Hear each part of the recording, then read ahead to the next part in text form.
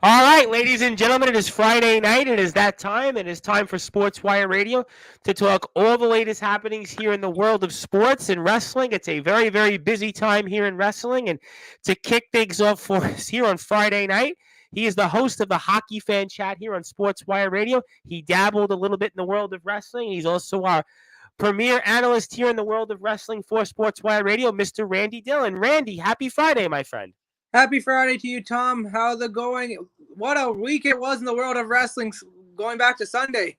Man, I'll tell you what, I'm fired up. I know, obviously, Mr. TBK, who's about to join us here also, he was certainly talking how much he wanted to talk wrestling, and we're doing that now. And obviously, how are you, my friend? Mr. TBK, how are you, my friend? Okay, so we'll move on. We'll move away from him in a second. But obviously, Randy, Sorry about that, guys. Yeah, we're live on the air, actually. So just wanted to say, how are you? Doing good, man. How are you? Good. We're going to talk some wrestling here for a little bit before the rest of the gang comes on, or how long my voice can hold up. And obviously, gentlemen, it has been a crazy week, as Randy, you just touched upon here, especially in the world of wrestling. Boy, you got AEW. This guy apparently who's named Adam Copeland, the rated R superstar. You might have heard of him. Then you saw how SmackDown just ended, and apparently NXT and AEW are going head-to-head this Tuesday, and NXT feels like it's going to be the biggest NXT ever because we've got a who's who of stars that are going to be on there, and I'm going with you, Randy, first. I mean, what a week in the world of wrestling. Oh, yeah. So let's go back to Sunday. Adam Copeland, otherwise known as Edge, shows up at Wrestle Dream, the main event where it looks like him and Christian are going to have a program, which I think is the ultimate reason why Adam is there. I think these two, we know the history between them, best friends. They've never really had a chance to work one-on-one, with Christian going to TNA back in 2005 when Edge was on his rise, and then Christian coming back, but then Edge had to retire due to that neck injury. Correct. And then now both these guys are hot as fire. Let's see what happens. Now, going on to next Tuesday, listen, WWE, TKO, they are throwing out the big guns. I feel like we're watching Raw and Nitro all over again. Boy, the fireworks. Edge would make Adam Copeland's going to wrestle the main event on Title Tuesday in AEW, and then you got Cena. It looks like you have Cody Rhodes. I mean, who else in NXT? My goodness. We got Asuka. Heyman's going to show up. Now, rumor is The Undertaker might be making an appearance. I heard that gong. I heard that when Cody had the announcement. I'm like, boy, somebody really wants to fire shots at Adam Copeland for defecting to AEW. That was my first thought. Oh, exactly. Let's not forget, when could we see Jay Cordell make her debut next week? Brian Pillman has been rumored, has signed with WWE and NXT. So could we see him next week? Listen, WWE is not taking AEW lightly. I think a lot of people are saying, oh, WWE is overreacting. I don't think it's an overreaction personally. I think this is WWE sending a message saying, listen, you can take stars with you have taken our star in the past, but at the end of the day, we have the firepower to respond. Because they really want to respond, they could have sent Roman Reigns. Heck, they could have sent Logan Paul for all they care. So definitely they're sending Cena and they're sending Cody. Mm-hmm. So that's pretty much big enough. And I've got comments here from our friend Ron and TBK. I mean, are we living now in the Tuesday night war? Because I feel like it's Raw and Nitro all over again, because I'm looking at NXT and we got Cody Rhodes. We got John Cena. We got Paul Heyman. We got Asuka. We may even have that gong I heard at the end of the Cody Rhodes special announcement. And then, oh, by the way, in AEW, this guy named Adam Copeland, used to be the artist formerly known as Edge, is going to be making his return to the ring in the main event, the Title Tuesday. And, oh, on Tony Khan's birthday. I mean, what else am I missing? Nothing. you basically saw WWE go, okay, you want Adam? Cool. Watch this. We're going to take all of our big name guys, and we're not even going to have them. They're not even doing this on a pay-per-view. They're NXT on Tuesday. NXT, which was for a long time, up until I want to say maybe the last 7 or 8 months, was like, I don't want to say it was a throwaway brand. It was downhill. It was. Yeah. I was trying to be kind. I was trying to be kind. But check that out though. That is WWE in a nutshell. They're like, we're going to do all this. And not only are we going to do it big, we're going to do it on our developmental show. Like, just to show you that we still have who we have. But you know what's funny, though, about that, guys, is that if you believe in the ratings and you take stock into them, you would have thought with Adam Copeland's debut Wednesday night and everything he said, the whole segment with Christian, I don't even think they broke 1 million. You would have thought AEW, all the fireworks, the money, all the big guns, you got Adam Copeland, and it broke the same ratings they're always getting. I mean, what do you guys make of that? I think this is where AEW runs into the problem is, and this goes back to what they did with All In and what they've done in the past. They don't, and I think Jonathan Coachman made a good point on Twitter a while ago. AEW doesn't advertise as much as they should. They don't put as many announcements on TV, commercials, all that. They just say a few announcements. They hope the audience turns in. With pay-per-views, it works out. But when you're doing weekly shows, it has shown, especially in the ratings, it doesn't have an effect because if you want to get someone's attention, you gotta put it down their throat until they say, okay, I get the point. And I don't think AEW does that next time.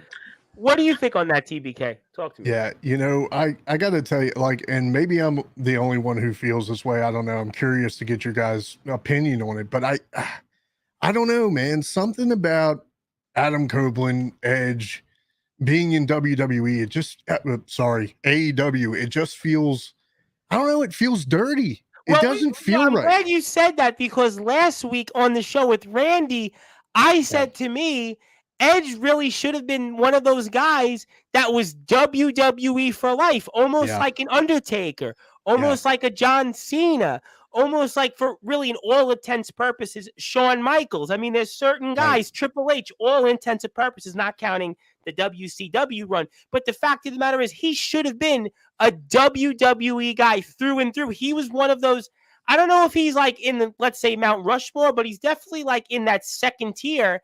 And he's to see him, like you said, and I would say he's top maybe 15-ish all time. But there's no question that he should have been WWE through and through. And that's what I said last week on the show. I'm like, he's going to be here in AEW. And it's just like, I don't know. It's that bad feeling. Like, I'm going to give a little bit of a sports analogy. For baseball, basketball, no, I can't give him a name, but I know for hockey, listen, Mike Modano played long time with the Dallas Stars. Martin Brodeur when he went to the St. Louis Blues. I mean, Brian Leach when he went to the Rangers, to the Boston Bruins. I mean, you see it. Listen, Josh Bailey potentially with the Ottawa Senators. I mean, kind of a joke there, Randy, for the hockey fans. But the fact of the matter is, in sports, he should have been that analogy. What you're saying is he should have been one spot. That's it. Exactly. And then for the fan base there who loved and adored, it leaves a bad taste in the fan mouth. At the end of the day, it's still a business. I understand that. But the fans who loved and cherished the product, who were very passionate about, those are the ones who feel, what the heck? Yeah. And I want to get to some comments here. I want to say hello, obviously, to Ron here. He says, good evening, Tom. He loves the Ravens setup for Mr. Baltimore Kid. He also says WWE said, hold my beer. Want to say hello to our friend, the host of the Wired Up podcast, Mr. Ace Reed, who's listening to us right now, I believe, at 12:10 in the afternoon, Australian time.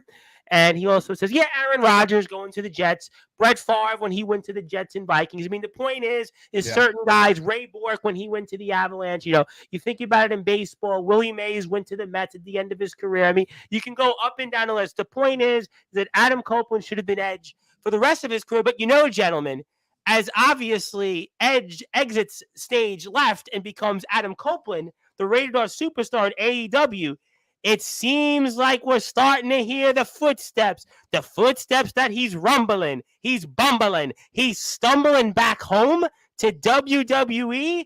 Apparently, the mountains very well could be moved, and hell is definitely possibly frozen over. If you believe what you hear, guys, CM Punk could be on his way back home to WWE.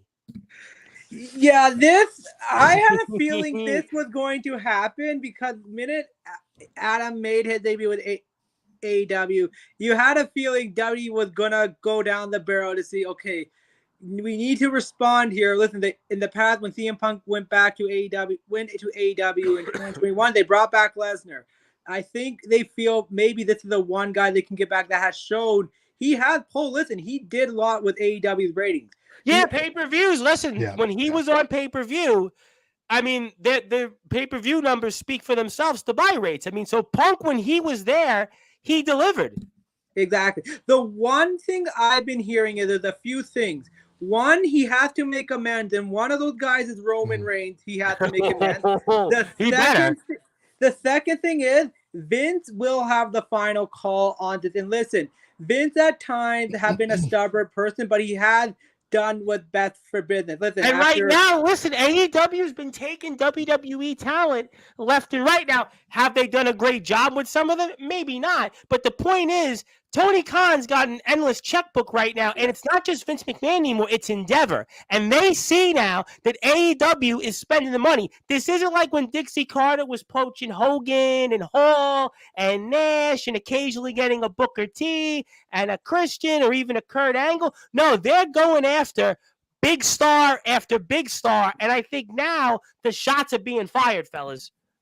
100% there. The one thing I'm just going to add there is, from what I read, it was the Endeavor group and Vince, they have to kind of agree on this. If they don't agree on this decision, it won't happen. Now, TBK, I want to get your thoughts on this, because last week you said we don't see CM Punk coming back, but now the rumor mill has lit a fire. They're saying he could be back earlier Survivor Series.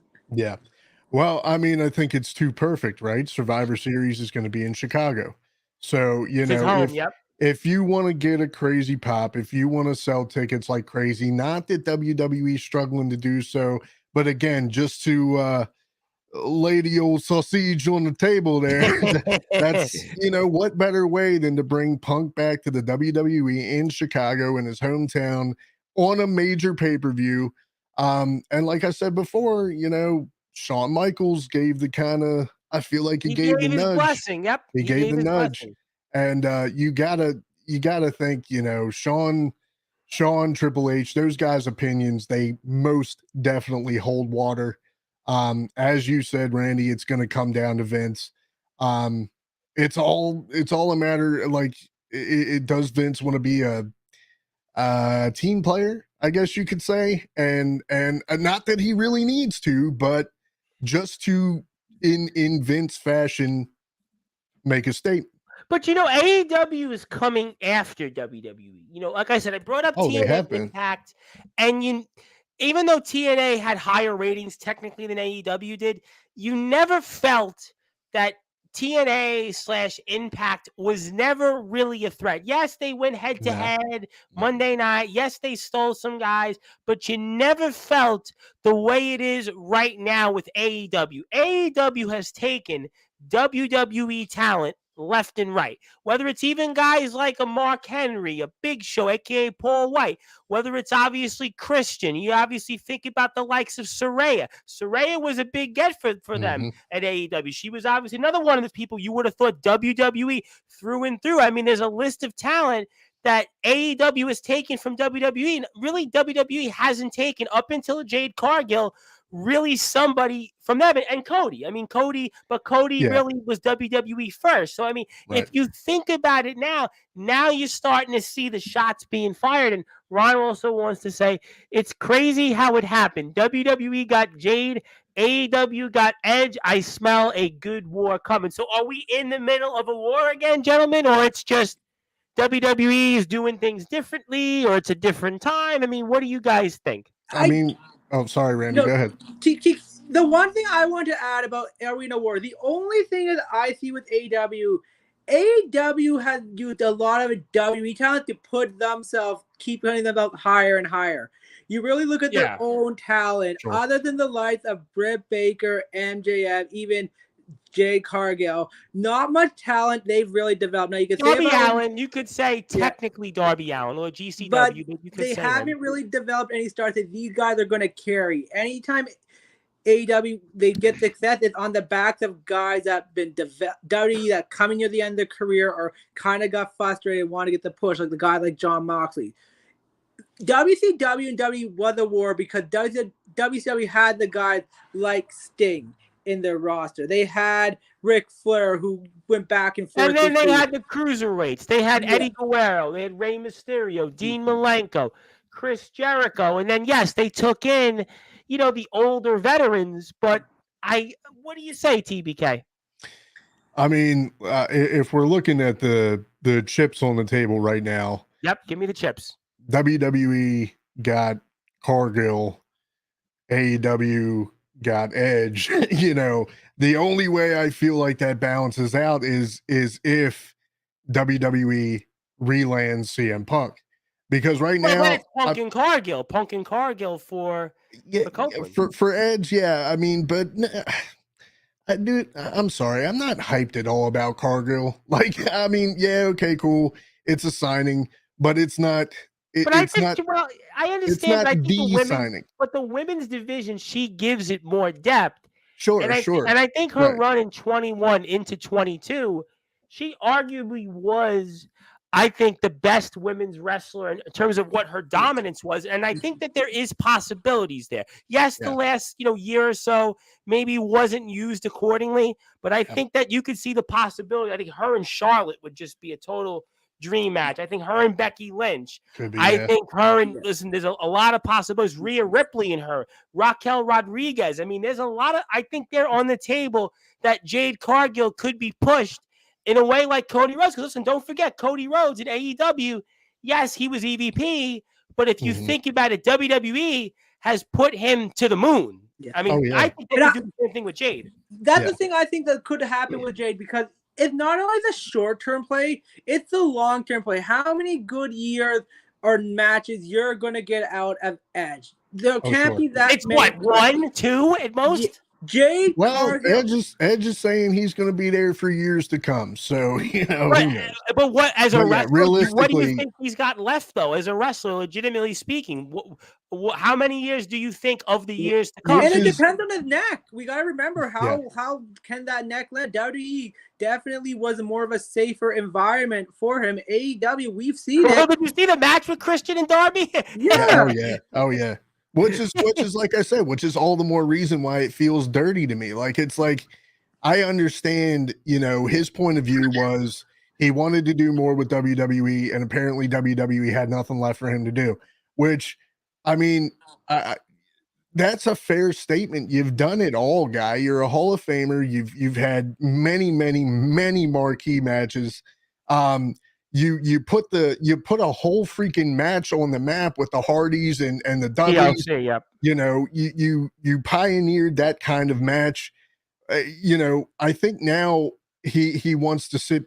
Well, maybe he doesn't want to sit back in the bullpen, but he wants to still be hands on and stuff like that. And I understand, I get it. But this is the same guy who was doing interviews on Undertaker documentaries, telling him, "Hey man, sometimes you have to know when to pull it back." And it's like, hey man, sometimes you have to know. Yeah, and you know what? Did anybody see on Twitter that when Copeland debuted in AEW, he was actually right now 8 years older than when Hulk Hogan debuted in WCW? Yep. And everybody gave flack about Hogan, and Hogan was 40 when he entered WCW, and Copeland is 48. 48.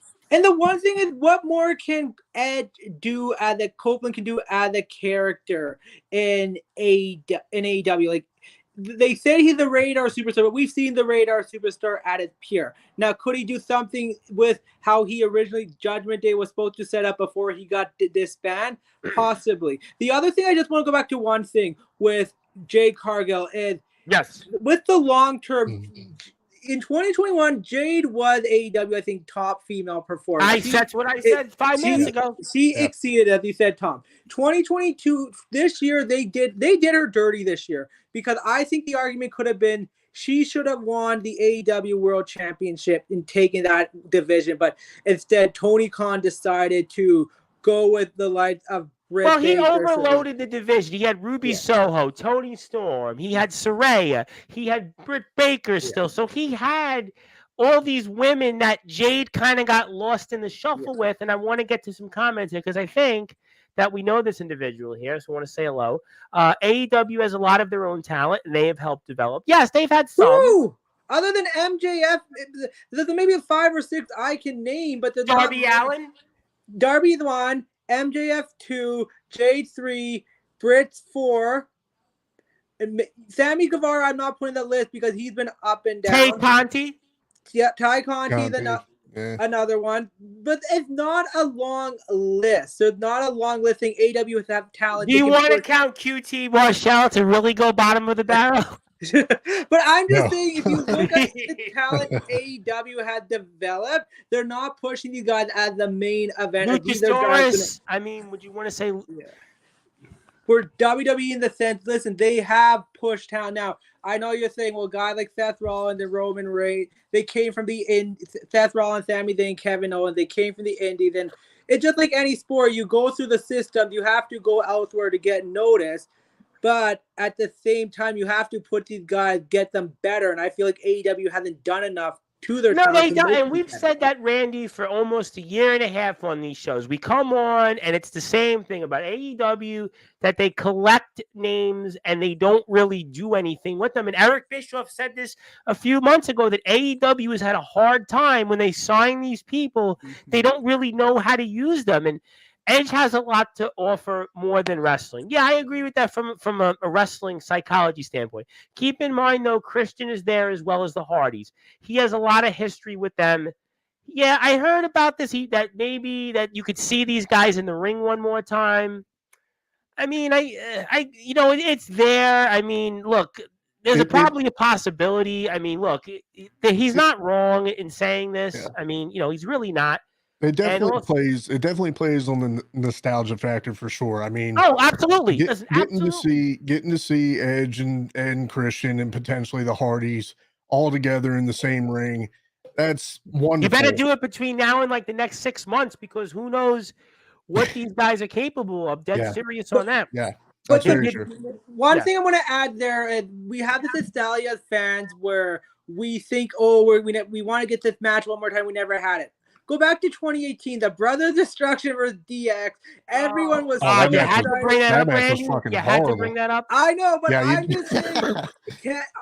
We already wasn't Goldberg and the Undertaker on that same card, right? Wasn't it Goldberg and Undertaker? We already have good memories of these stars in our head.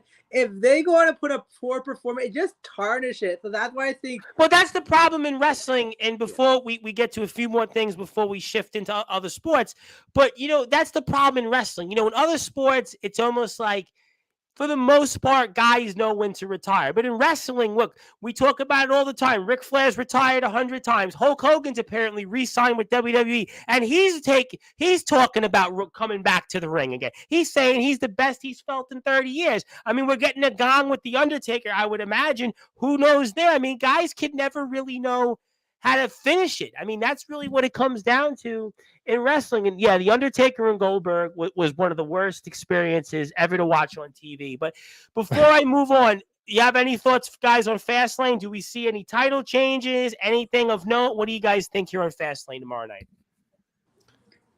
I mean, Fastlane, it kind of, I am curious to figure out who Ray's going to be putting a call into. Could be getting some kind of special appearance there. So that's something to look forward to.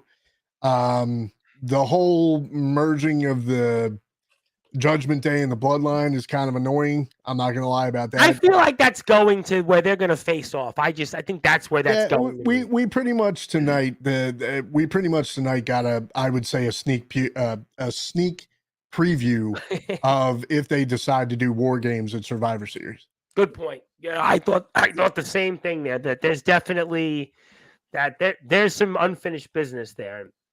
TBK is absolutely right there. Survivor Series, it seems like the Judgment Day and Bloodline, they're gonna go war with Cody, LA Knight, and Jay, and a few others. Maybe Cena hangs on a little while longer because of the strike. Still, they actually haven't still settled. So the longer that strike goes on in Hollywood, more we see Mr. Cena, which is always great to see him. I'm very interested if Nakamura pulls off a win because they built this angle where Seth Rollins' back is taking a beating, how much more it can really take. If Seth Rollins wins and overcomes, it kind of puts me to the point where I got to follow up on that. Now, is that the moment where maybe Priest cashes in? I'm not yet. I think it's still a little bit too early. And one thing I just want to add is who the mysterious partner be. I think it might be Carlito. He signed a deal with WWE. Yeah, that was like 4 or 5 months ago after Puerto Rico, and we've heard nothing signed from in him. July. They haven't had nothing to do. This might be the opportunity to use him. So we'll see what happens there. Dragon Lee's another possibility. Also, got to win tonight. He got to win over Austin Theory. That was a huge win there in the debut that power bomb. Oh my goodness! I was like, oof. I got one more before I move on to Randy's thoughts, and we move on to the other. This is not the one here. Do you guys think Riddle will go to AEW? Maybe there's some interest there, but right now he's too busy creating his own weed strain. So I don't know. I think he does, but this could be another Punk situation where he has had a lot of issues in the background. We've seen what he does. They have to be very careful what they do. In AEW truly run by Tony Khan, or is it the inmate that run the assignment? Because we haven't heard what's happening yet with Jungle Boy Jake Perry, and I think his future really will depend on what happened to other superstars coming in and what say they will have. And I have one more thought on that. If RVD is still a thing in AEW and you sign Riddle, you could actually finally do Riddle and RVD or something there because that would be like that would be awesome. Yeah. Well, that's what I've said for years. That freaking Riddle was a knockoff RVD. So to have them together, I wouldn't mind. I guess you never know. And no, Carlito was in the remember when they went to Puerto Rico, the show there? Was it Backlash, I think? Was it Backlash? Yeah, it was Backlash. He was there in Backlash. So but we haven't seen him since. He actually signed the contract. He did sign, yeah. He signed a contract I think 4 months ago and maybe 5 months ago now, and haven't seen him. Back in the summer. So Carlito would be a good one. That was a good catch, Randy. That was a good one there. All right, so you know what? Obviously, we're going to go in transition to the rest of the guys here. So, Randy, I'm going to give you the floor. I'm looking forward to the three of us, the three-man booth. We could be the three-man booth going forward. But obviously, I'm going to give you the floor, my friend, and give you some closing thoughts and anything that you may want to plug, share, or say. And the floor is yours, my friend, and fire away. Definitely interested in the ratings next week because with WWE with NXT, they created a show where you want to watch the whole show. It's not just going to be one segment. I'm going to switch topics to NHL with the NHL happening upcoming on Tuesday. A very exciting season. This is the first time I think in a long time there are multiple teams that are favored to win the cup. You got the Oilers, you got the Lights, the Stars, the Hurricane. I mean, the Devils we spoke about locally. The Devils, the Rangers. So definitely the Penguins with their big acquisition of Carlson. So definitely this season, the cup is up for grabs for a lot of season. I'm hoping to connect with Justin Gianelli when I'm just out of town right now, but hopefully connect with him when I get back to maybe do a quick preview show to give our thoughts on if teams are going to make the playoffs. But a lot to look forward for, and I think Fastlane is going to be a great product tomorrow. Absolutely looking forward to that. Everybody can follow Randy on Twitter and Instagram at Randy Dillon, his first and last name. And looking forward to Friday, my friend Randy, and we'll talk with you soon. Thanks, guys. Have a good one. All right, and now we are joined here by, speaking to people, we are joined here by a man who probably was at a basketball court last we spoke, probably doing something with Plainview JFK, the brute force Bradley Weiss. And how you doing there, Brad? You kind of I was expecting you to light up there. I'm going to say something about you, and you kind of just quiet there, Brad. How you doing? Well, I froze for a second, so I'm struggling with the connection so far. We'll see how it goes, but I'm doing great for sure. Oh, there we go. Right on cue. I don't know what's up. I don't know what's up with the connection already. It's struggling, but we're going to try to fix it. Did you pay your internet cable bill? Did you pay it? Did you pay the bill? Oh, we paid it all right. I mean, we just had a little bit of a pretty bad rain like 10 minutes ago. So I don't know. Yeah, we had it here in Staten Island, I would say. It passed about 20 minutes ago. So good to be with you, though, the Brute Force. I think we're getting a couple guys on here. I got Rob Maraska for a cameo coming in here for a few minutes. I'll do baseball for like 10 minutes, and Rob will share, I'm sure, a 1972 memory on like the Baltimore Orioles, I'm sure, when he comes in here in a second. But, Justin, how you doing here, my friend? Doing pretty good. How's it going?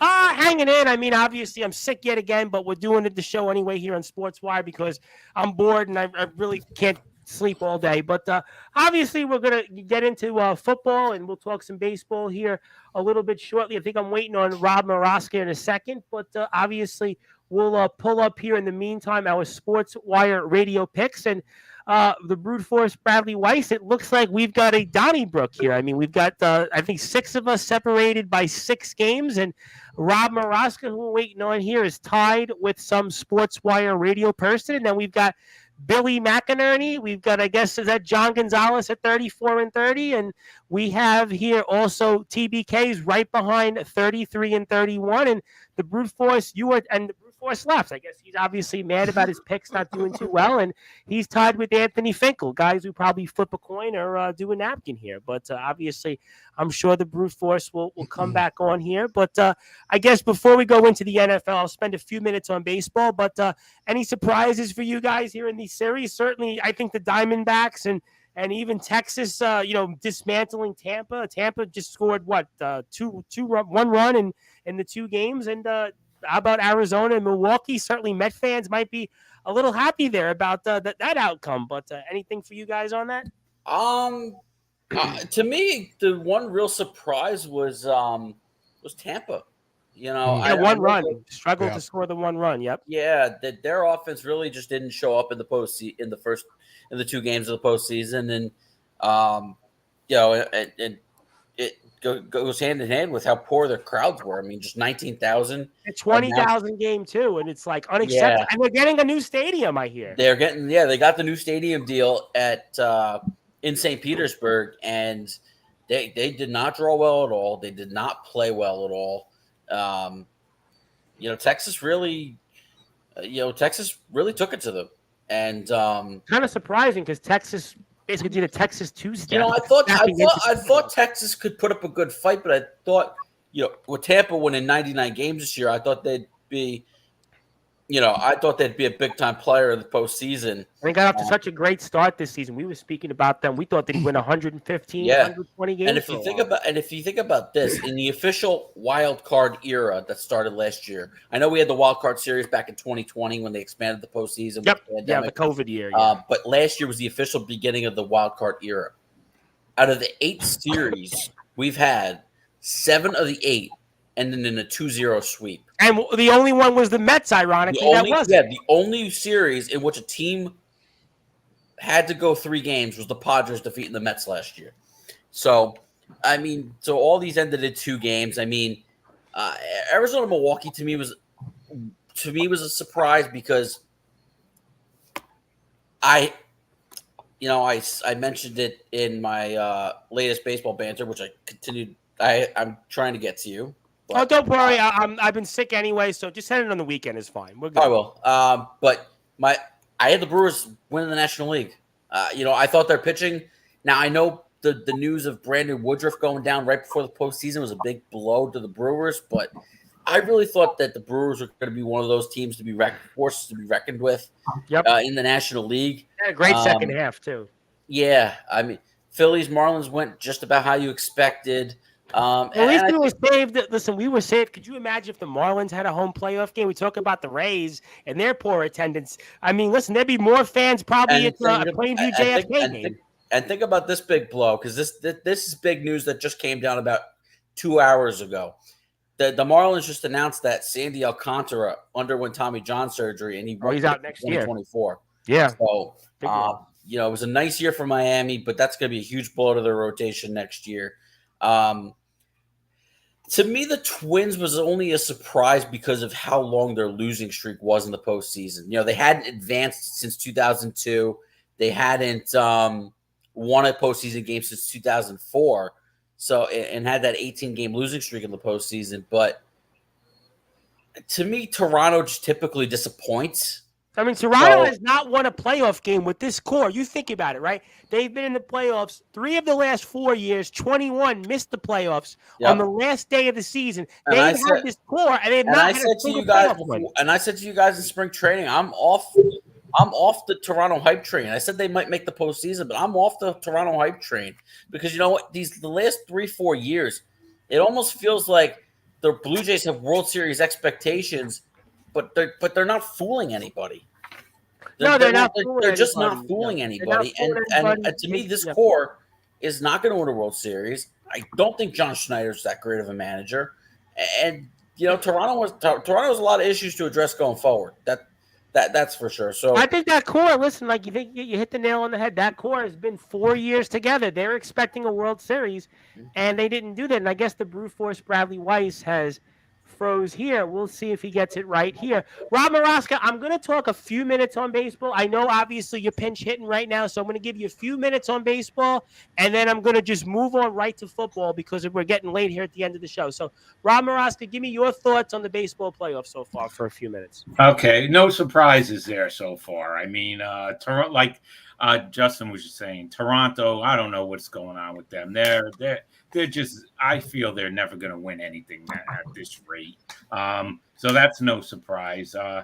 Twins, Houston, prediction, of course, real tough one. Houston's going to take that. Tampa Bay, Texas. Tampa Bay was a disgrace. That stadium was a disgrace. There are 20,000 people there. I mean, unacceptable. All right. Game in the middle of the day in Florida. They're all retired down there. You telling me they couldn't show up? Yeah, now that was a disgrace, but that wasn't a shock either, of course.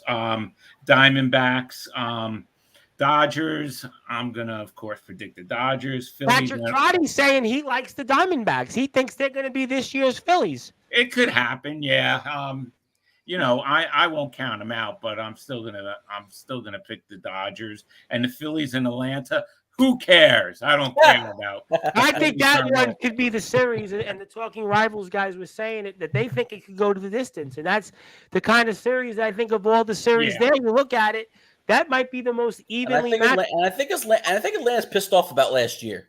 I really do think that they're pissed off about last year losing to their injuries, Philadelphia in the NLDS. Injuries, they can still be able to overcome their injuries that they've had down the stretch. I think so. All right, well, we'll certainly find out. And the Brute Force Brad Weiss, are you with us right now, or you are having continued problems? The Brute Force Brad Weiss. Yeah, he's freezing up over here. I have a feeling the Brute Force Brad Weiss is going to be lost in translation tonight. He froze. He froze. Yep. I'm a National League guy, of course, as we know. But You know what, TBK, I'd like to see your Orioles go all the way this year. Me too, brother. Story. And you know what? Because I do not want to see the Phillies win. I do not want to see the Braves win. The Dodgers, again, no thank you. So you know what? I hope the Orioles do it. That would be great for baseball. That would be the story of the year in baseball. Well, I think it's interesting. They're definitely, at least for me, the Orioles are definitely the team I'm rooting for out of the American League. Now I have a softer spot for the Dodgers because my father's a Dodgers fan and everything. So I'll root his team on and everything. Just somebody knock out the Braves and Phillies, please. Just please. Yeah, really. Get rid of those two teams. I agree with you. I mean, think about it. 2019, we saw the Nationals in the World Series. 2021, we saw the Braves win the World Series. Last year, we see the Phillies in the World Series. What's next? The Marlins before the Mets? Well, I think it's interesting about the Dodgers, and I don't know if it was somebody nervous about the pitching. But I think also if you look at this Dodgers run, right, this is their 10th year that they're in the playoffs consecutively, and they've only got the one the 11th year. 11th. So you've got but think about the Braves winning the 14 straight division titles. They only won in 95. And like the Dodgers, they lost twice. They lost in 96. They lost in 99. The Dodgers obviously lost in 17 The Braves and went to the World Series 5 times and only won it once, and they went to the playoffs 14, and the Dodgers have gone out 10 going on 11 years. And Ron's got a few comments here. He says, let's go Phillies. Twins did good too. We were cheated last year. An Astros player was using a metal bat. And how can you hate on the Phillies? They were a good team because these guys are Mets fans. That's why. Yeah, that's why Rob and I are Mets fans, so we have no love at all for the Philadelphia Well, let me Phillies. ask TBK real quick, because we'll wait for the brute force Brad Weiss to go into football if he shows up there, because I got a feeling the brute force Brad Weiss is going to probably be, unfortunately, striking out here. But would you like to see an Orioles-Phillies series? Is that a local thing between those two? Because the distance-wise, Rematch. Pennsylvania and Maryland is kind of near. Would that be? Because we saw it in '83, but none of us were alive. I mean, Rob Moroska was probably alive, but the rest of us weren't. I was 20. There you go. So the point is the Orioles-Phillies, would that be a thing for the locals in the World Series? I mean, I think so. I mean, there's always that good rivalry between Maryland and Pennsylvania teams. I think whatever the case may be, this year is going to be special, like for a multitude of reasons. And if I can brag on us for a second, I really think we are the team to beat. So I really I'll put it to you guys this way. It doesn't matter who it is. If we make it, that's all that matters. That's all that matters to us this year. So it could be anybody, but as far as the Philly Baltimore, I think that would be special. Yeah, because I would think from the distance, I would think in a way Pennsylvania and Maryland are kind of near each other. Yeah. There is a little bit of history there. I said '83 World Series. I mean, maybe a 2-hour drive from Philly to Baltimore. And Ron, obviously, one of your former guests on your show, the Be More Talkative podcast, says a good East Coast battle, which is what I kind of thought it'd be kind of that Mid-Atlantic. Could be in store for a little bit of rough weather though, because it's going to bleed into November. Yeah. And the weather here in the Northeast has been absolutely disgusting these last few days. Although this week was nice, but for the most part, hasn't been too good. Obviously, Rob, I got you here for a few more minutes. We'll see about the brute force Brad Weiss before we'll eventually go into football. I have a feeling Brad Weiss is going to probably didn't pay his internet bill, and he'll be back with us next week. That's my feeling. That's what it is. He's on the basketball court too much. He's got to get back on, pay the internet bills. But obviously, the New York Mets seem like they've got major shakeups ahead. And what do you make of the latest one here, real quick? Because you're obviously the resident Met guy. You know what? I thought this stuff was going to end with the Wilpons. I feel like the Wilpons are still running the club. It's ridiculous. Now we're finding out that the Vogelbach mess was not Buck.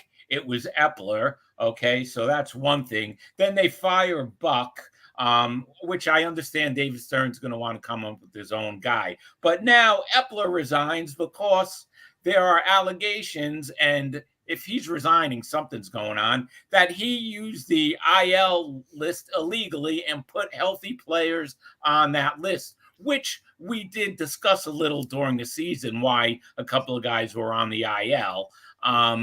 So it's a mess. It is a mess again. The Wilpons are gone. Now it's Cohen's mess. What's going on with the Mets? They're enough to drive us crazy. It's getting ridiculous. I mean, Cohen, in the years he's owned the Mets so far, has had a bunch of problems already. Well, do you buy what WFAN is saying? They're saying some guys are saying that it's like we got another Wilpon here. Yeah, it feels like nothing has changed. And then the way they let Buck go, at least it wasn't as bad as when they let Willie Randolph go in the middle of the night.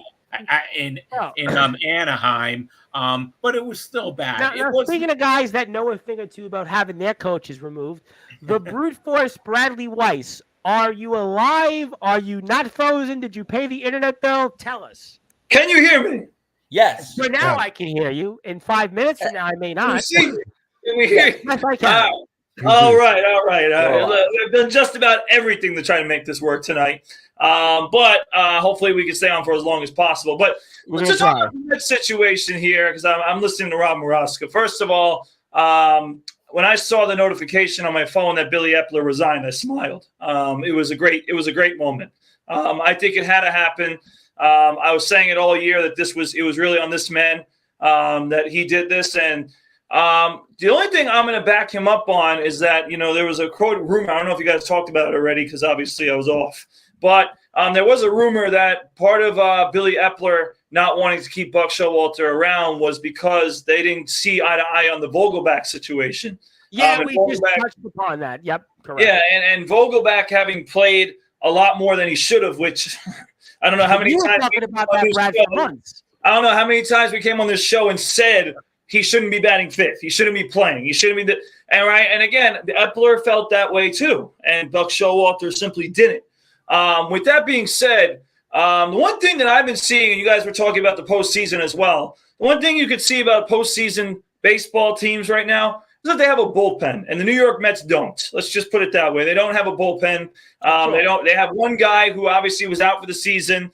And then, a nice story with David Robertson, who ended up going and stinking on the Marlins, and really nothing else to show for it. So, that to me, that's been the biggest glaring thing to me, Tom Bryce, this postseason, is seeing all these teams with young arms that could throw, that could be versatile, get other guys out. And then we're looking at the Mets and we're saying, well, why did we lose so many games? And it's because of that bullpen. And also, obviously, starting pitching, which we know as Mets fans is very important. We were okay, but we weren't that great. We had a lot of starts from Carlos Carrasco. That's the guy who, for whatever reason, like when the game would start, couldn't start. Literally, the first thing was his ERA. I mean, like 10 isn't that? I mean, my God. But, that's really been my biggest takeaway so far from the postseason, Tom. And then to get to the Mets situation, I totally disagree with getting rid of Buck Showalter.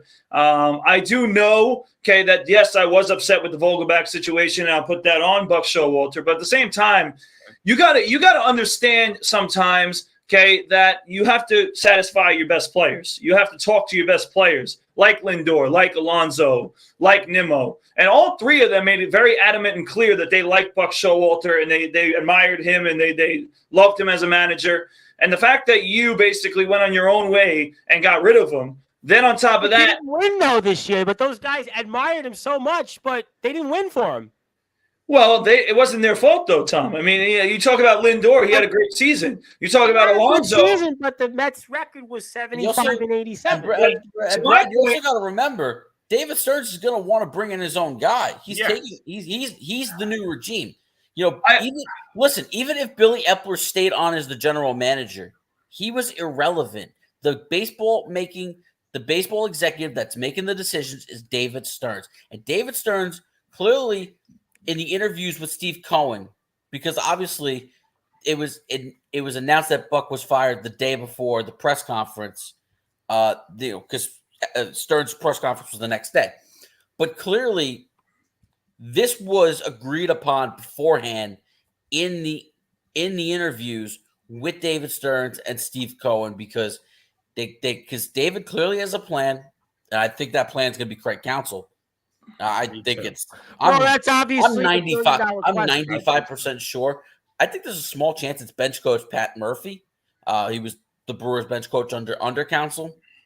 Just in the small chance that Counsell doesn't want to come to New York, but always knew Stearns was going to bring in his own guy, and I never felt Buck was ever returning, and to hear what happened with Vogelbach, the whole Vogelbach situation between Epler and Buck, I mean, look, Epler cut his losses already by getting rid of Darren Ruff before the season, and he just wouldn't want to. I guess he just didn't want to admit fault for acquiring Daniel Vogelbach, and he forced Buck Showalter to. Well, listen, that's the New York Mets in a nutshell. We could certainly talk about all of that here, I'm sure, in the coming weeks on Sportswire. Obviously, I do want to transition. And Rob, I know you've only really got not much time here, so I obviously want to get into you. If you have any other final thoughts, any closing thoughts, anything else you want to plug before we go into the picks and spend the rest of the allotted time here talking about these obviously games here. And obviously also to bring up we were talking about our picks here,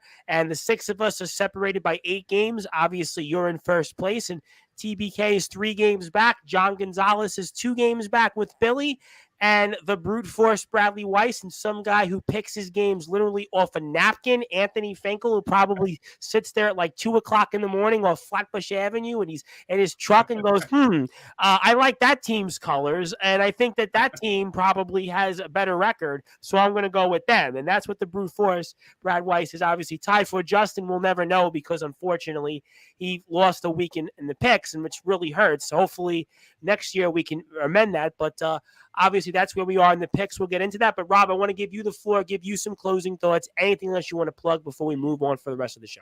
Yeah, thanks, guys. I'm I'm having a decent run so far with the picks. I can't wait until I'm here to talk about football. Hopefully by next week everything will be all right, and I won't have to cut it short. And But Joe Dell wants to cut in and say that you're old but not that old, and hope Joe is doing well out there. I know he's going through some things. Speaking of people going through things, I hope he's doing well. Thanks, cuz. Anyway, thanks, guys. Another great segment with you guys, and I'll be on with you more next week. Absolutely. We can follow you on Twitter at @RMaraska, Facebook at Rob Maraska, and we'll certainly, I'm sure, get into some of the picks in the NFL. Obviously, baseball playoffs heat up. Saturday, we got 4 games ahead, 4 games coming up. This is one of the weekends that baseball takes center stage, and obviously, you'll talk about it with us next week, as well as the New York Mets situation, which will probably be going on for quite a while, my friend. Okay, guys, I'll be listening to you for the rest of the show. Okay. And that was Rob Maraska, and sorry to cut him off there, but his cousin Jodell, Rob, is obviously pinch hitting. He's certainly looking to be back next week for a little while longer. We appreciate his time. But we are here on Sportswire Radio, and we are talking about all the latest happenings here in the world of sports with 3 of my guys here. First of all, you're hearing from the host of the Be More Talkative podcast. He is going to be more talkative here when it comes to his Baltimore Ravens very shortly. His name is TBK, a.k.a. the Baltimore Kid. As you can tell, he's a huge Pittsburgh Steelers fan. Now, he's a Baltimore Ravens fan. I'm only kidding there. But funny joke, wanted to wake people up there, but obviously he's going to talk a lot about the NFL and his picks. Also the host of the Baseball Banter podcast, which you'll be hearing once again on sportnarium.com/player, Mr. Justin Giannone. They had a lot of new podcasts to Sportswire. Obviously, TBKs, our old friends Jaden and Fletch from Giving Receipts, a.k.a. XCW, are in the house. Also, we've got some other new shows. Peter Richards, who I think still owes me a podcast, but Peter is a part of the team, and we've got a number of other shows that are in the lineup as well. But also here, last but certainly not least, the brute force Bradley Weiss, 27th all-time in SJLI Golden Eagles men's basketball history and rebounds. He is near the top of the list in block shots. He is the head coach for the Plainview Boys JV basketball team. He is also with Level Up Basketball, the Long Island Nets. And I had asked the Brute Force off the air about maybe a company covering some games of his from our old friend, Mr. John Perez and Bart City Media. And you, sir, didn't get back to me on that. And I wonder why. And we're going to certainly talk about that there. I know some politics could be involved in that, but I'm still going to obviously hope that you get on with us here. And maybe John will cover some games. But obviously, you're doing a great job for us here on Sportswire Radio. We've had college basketball coverage here back in the rotation with Anthony McLean, and what an interview that was. But my name is the Reverend Tom Bryce, your voice of all wrestling, the host of the Sports Report, the owner of Sportswire Radio, the #1 global radio station. You can even follow the Force Brad Weiss. I put on some of his plugs. You can also plug us here on Sportswire Radio 24 hours a day, 7 days a week, 365 days a year at sportnarium.com/player. And also you can check us out on YouTube. You want to watch all of our shows, and we'll talk about all of the things in the world of sports. You name it, we talk about it. I'll also be back here a bunch of different times here coming up Sunday night.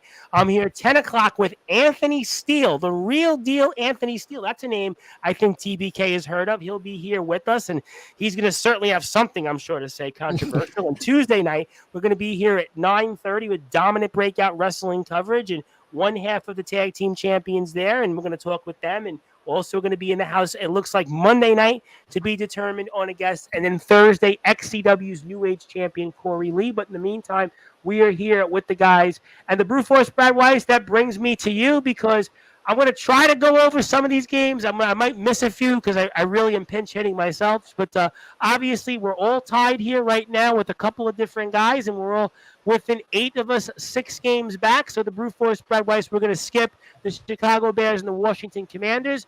Bears got a much-needed win. So the Brute Force Brad Weiss, we're going to pick some different games, and I'm going right for the jugular here. The Detroit Lions and the Carolina Panthers. Obviously, yep, we're going here 1 o'clock. I know we have the Buffalo-Jacksonville game. I want to go to that later on because that's, to me, one of the more marquee matchups. But the Brute Force, I'm going with you first because I don't know how long I'm going to have you here based on your internet. But we have here our Lions are huge favorites here, 9.5-point favorites against Carolina. And I'm waiting to see what you do here, the Brute Force Brad Weiss. Do you feel because you're 6 games back, do you want to go and put the upset alert on the board because of the spread, or you going to actually do the right thing and pick our Lions. So the brute force Brad Weiss, 1 o'clock. Lions 9.5-point favorites against Carolina. What say you? So first of all, Tom, you think I'm going to go against the Lions, huh? You think I'm going to go against the Lions? You think I'm actually going to, think about how many games I am behind and yes, go against my Lions? Because now, listen, yes, I will say this. I went against my fortunes last week by picking those damn Steelers, and look what happened. So listen, what I'm going to say, all right, what I'm going to say is this. I picked my Lions, and I have absolutely – positively 1,000,000,000% confidence in the Detroit Lions winning this week, and not only just winning, but kicking butt. Okay, now not even getting a close game. Okay, the Detroit Lions are for real. The Detroit Lions are one of the top 4 teams in the NFC. They are legit. Okay, and I think that they continue to prove it. They continue to show you. Okay, and listen, that one loss to Seattle looks a little bit better now because Seattle's playing good football right now. And they are a good team, by the way. They're right in that conversation, too, as one of the top teams in the NFC behind, obviously, the big names that we always talk about. So, listen, the Lions are playing a mediocre team. Unlike other teams like the Steelers and others, they'll take care of their business at home, I believe, this week. And by the way, let me just say this real quick because I don't need to say more about the Lions. Let me say this real quick. Ladies and gentlemen, the Washington Commanders are now on my shit list, okay? What the hell? Brad, you said the S word on Sportzwire? Wow, I had to say it because this team, all right, who I continue to try to find a way to get them right, okay, continues to get me wrong every damn week. I pick the Eagles with the spread. They cover it. I pick them one week and think they're going to win. They stink and get killed. I mean, the Commanders, Jake Supran's team, all right? You guys are absolutely killing me this year in the picks, and I'm not going to hold back. I'm going to say it. I am not happy with the Commanders. That's all I'm going to say. Well, strong words from the brute force Brad Weiss. I guess you watched the Thursday night game and saw all the quarterbacks that Washington has had pretty much, I guess, since Joe Theismann. It's like a list of quarterbacks, and it's almost like pathetic, literally, how this franchise – TBK, which was one of the model franchises in the league, has really had no stability at quarterback. I mean, Gus Farad, I saw, Mark Ripken, RG3. I mean, all these quarterbacks just really haven't done much, but we'll speak about them for another time. But for you, my friend, Lions are big favorites over Carolina. Carolina, you have a feeling, is playing for the number 1 pick. Maybe this is a special year for the Lions. I still hope that the brute force Brad Weiss doesn't jinx the Lions, but for you, Mr. TBK, Lions 9.5-point favorites. Who do you think here wins and covers? As they should be. The Detroit Lions have absolutely been playing like they've been shot out of a friggin' rocket this year, and they've got everything behind them, all the momentum in the world. And I've said it before: who better to beat up on than the Carolina Panthers? Easy pick, Detroit all the way. Yeah, I think that's going to be most people's pick. And for you, Justin, obviously Lions big favorites here. Carolina, maybe somebody says, you know what? I look at it and say, maybe Carolina covers here. Maybe they play a little bit inspired. I don't know, but what do you think? Yeah, in terms of the spread, I gave that a little bit of a thought. But in the end, I'm going to take Detroit here. I do like the 9.5-point spread because you get that hook. Right, if the Lions win 24-14, you get your cover, and I don't necessarily think that Detroit will blow them out of the waters. I mean, they certainly could, but I don't see any issue with them winning by 10 in this game. Bryce Young just looks a little bit overwhelmed by the NFL so far. He's just. Unfortunately, he had the ankle sprain. He missed the Seattle game. He's unfortunately a little bit overwhelmed, and I think that's going to show up on Sunday. Detroit's defense has definitely gotten better since the end of last year, and their offense. And it's a shot in the arm, too, to get Jamison Williams back as well. So it's just another weapon for the Detroit Lions offense, and I think they'll take this one. So, Brad, who do you think I got here? Lions, Carolina. Oh, I think Brad froze. So you pick Carolina, we're going to have to disband. If you pick Carolina, we're going to have to disband you from the Detroit fan club. That's all I'm going to say. Well, I was trying to be facetious because, first of all, you confused me because I thought you froze. But, I'm going for Detroit. I was just trying to see if I could get you to play along with me, but you kind of not spazzed out, but you froze out a little bit there on the internet. But that's one of those days. Just remember the way we do things. Just because you pick Carolina doesn't mean you think they're going to win the game.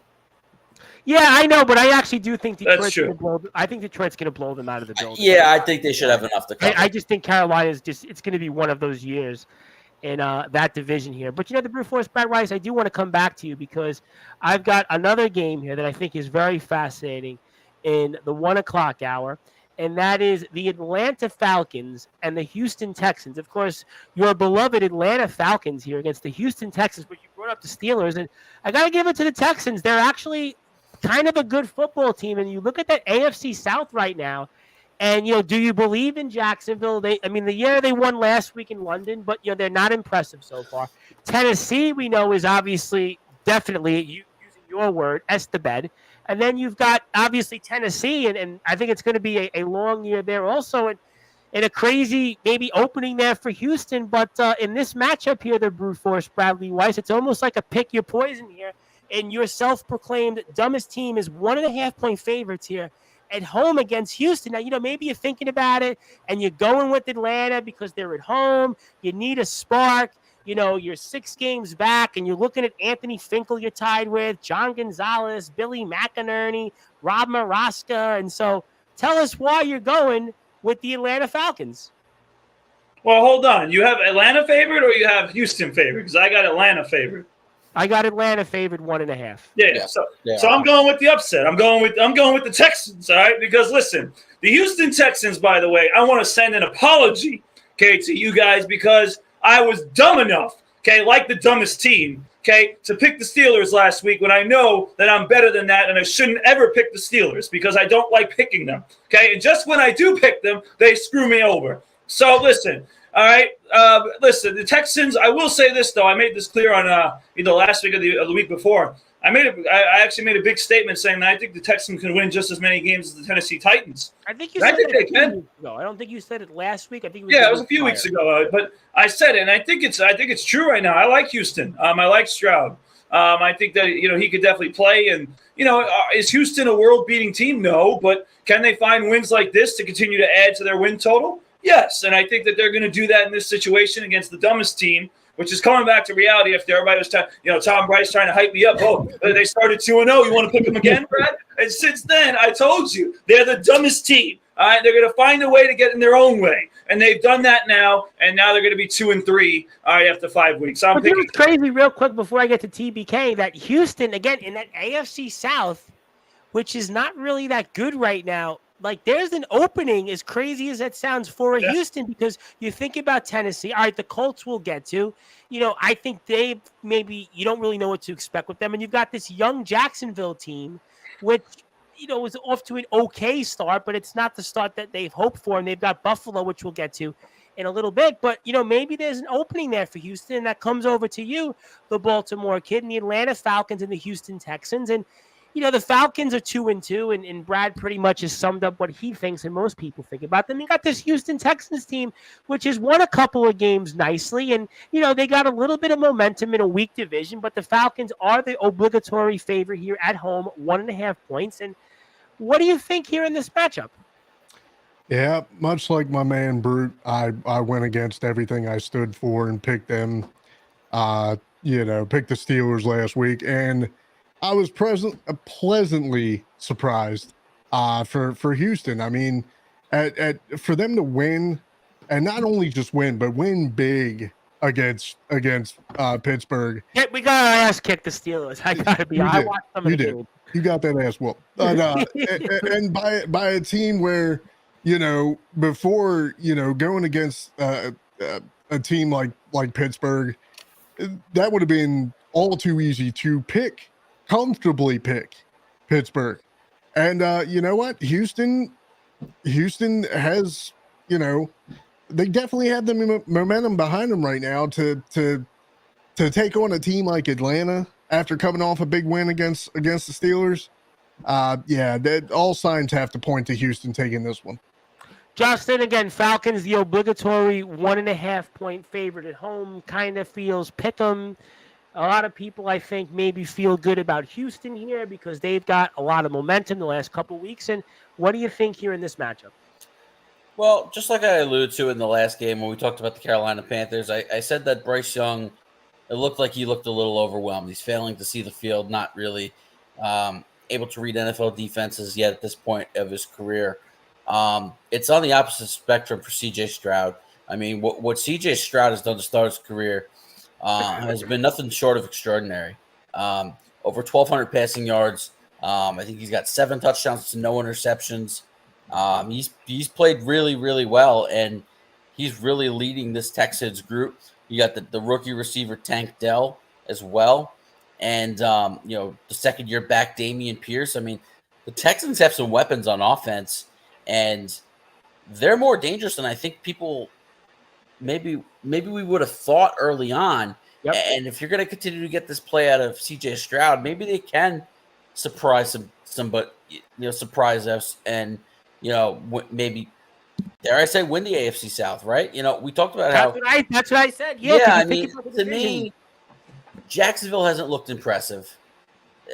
I'm a little bit down on them, and I came into the season very high on them, right? I said they were going to be one of the better teams in the AFC. So far through 4 weeks, that hasn't been the case. Indianapolis, they're, as good as Anthony Richardson's look, they just don't quite have the pieces like Houston does around them. And Tennessee is just such an enigma. I don't understand them. I really don't. And in this matchup against Atlanta, I know it's on the road. I just like what I see from Houston. And to me, Desmond Ridder kind of looks lost out there. Ridder has not played all that well. I know Bijan Robinson is very tough to stop. But Kyle Pitts is looking like a bust. Desmond Ridder doesn't look all that good. I'm actually not liking what I see out of Atlanta, so give me Houston in this one. And most people, by the way, the average on Yahoo is Houston 69% and Atlanta. And I'm going with the Houston Texans, and I got an analogy for you, Brad. We talk about the young Houston team. We talk about the firepower. Maybe they have more talent than people realize. You know what this reminds me of? We're getting ready for college basketball season. The SJLI team, 21-22.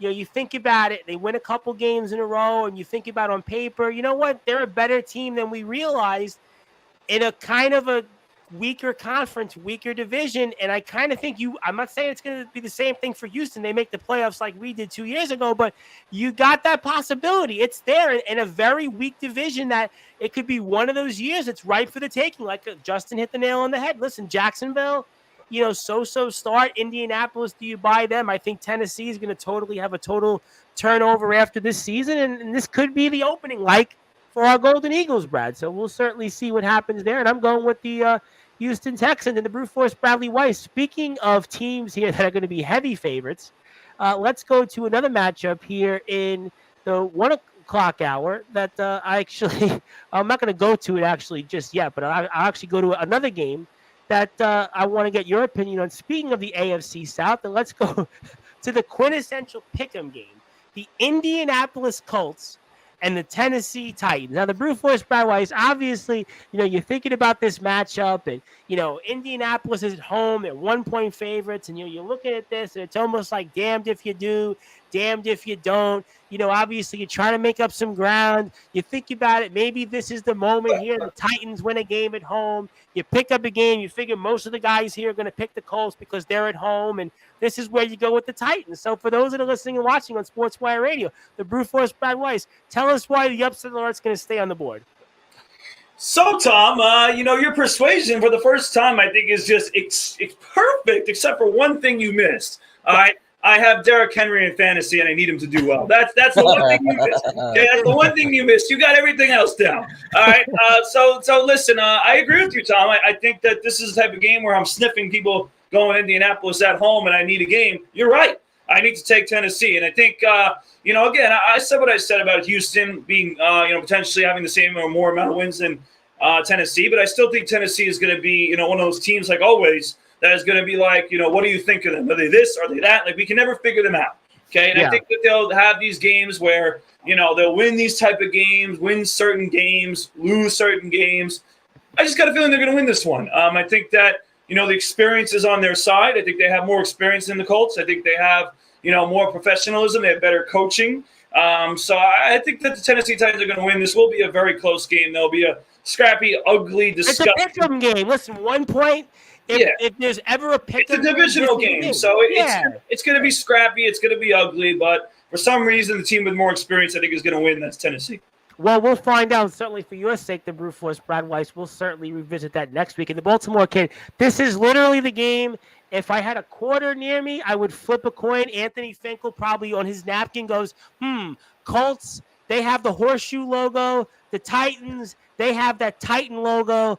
Which logo I like better? And I'm going to go with that one. But in this case here, this is a quintessential pick'em game in the AFC South. The winner does get, I guess, kind of a leg up, especially if you're the Colts at home because you're in a very winnable division. If you're Tennessee, because your division's so bad, you actually win. And to Brad's point, you're still alive. So what do you think here? If there was ever a pick'em game, it's this one. Colts 1 point favorites at home against Tennessee. I had no trouble picking this game at all. I'm taking Tennessee all the way. Really? So tell us why. Absolutely, because I am a Ravens fan, damn it, and I have to hear all year about Cincinnati, Moneybags Burrow, that Cincinnati defense. Dude. Guess what? Tennessee was able to hold Cincinnati to 3-3. So you mean to tell me that a team that we talk about all the time, right? We say the only thing that we ever constructively really have to say about Tennessee is if you can stop Derrick Henry, you can stop the Titans. Okay? So this team with this monster defense, this monster offense, got held by 3 by Tennessee and Derrick Henry. Yeah, that's all I need to say. That's why, like I said, with this team going against Indianapolis, who, again, I'm still a little bit salty about them beating us. I can't let that one go. That also helped with my decision. But, yeah, no, I didn't struggle with this one at all. I'm taking Tennessee. All right, fair enough. Justin Gianelli, I still say this is a quintessential pick'em game. It's not really one of those trap Vegas ones, but TBK makes a fair point. I'll give him that. It's just his picks, and he's entitled to it. And he's right there also in this race here. But for you, Justin, Colts are 1 point favorites. The skinny 1 point, the French fry, you might want to say. That skinny French fry you get at the end of your order at Burger King or somewhere else. Well, for Brute Force, it's obviously, what was the name of the burger place we went to again on Long Island? That's All American. All American was the place we went, and it really wasn't All American. But 1 point favorites, the Colts are over the Titans. And now, what do you think? Hey, listen, as a fellow JT over here, the return of Jonathan Taylor is going to be a huge boost to the Indianapolis Colts on Sunday. Set to make his season debut, apparently. And I think that's going to be a big boost to Anthony Richardson here. You know, I think Richardson's played relatively well. He's played in 3 of the first 4 games, and they damn near came back and beat the Rams last week. And they were down like 29-7, or was it 29? No, they lost 29. They were to 23-0. Right, they were down 23-0, and then they came back and got it to what, 29-23, I want to say? The Rams won 29-23 in OT. Yeah. They got it to 23-23, yeah. Yes, they got to 23-23. Rams win it in overtime with the Nacua receiving touchdown. But, I mean, the Colts are playing some inspired football, and I don't doubt that Shane Steichen has a big role in this. You know, he had himself a mobile quarterback in Philadelphia as the OC with Jalen Hurts.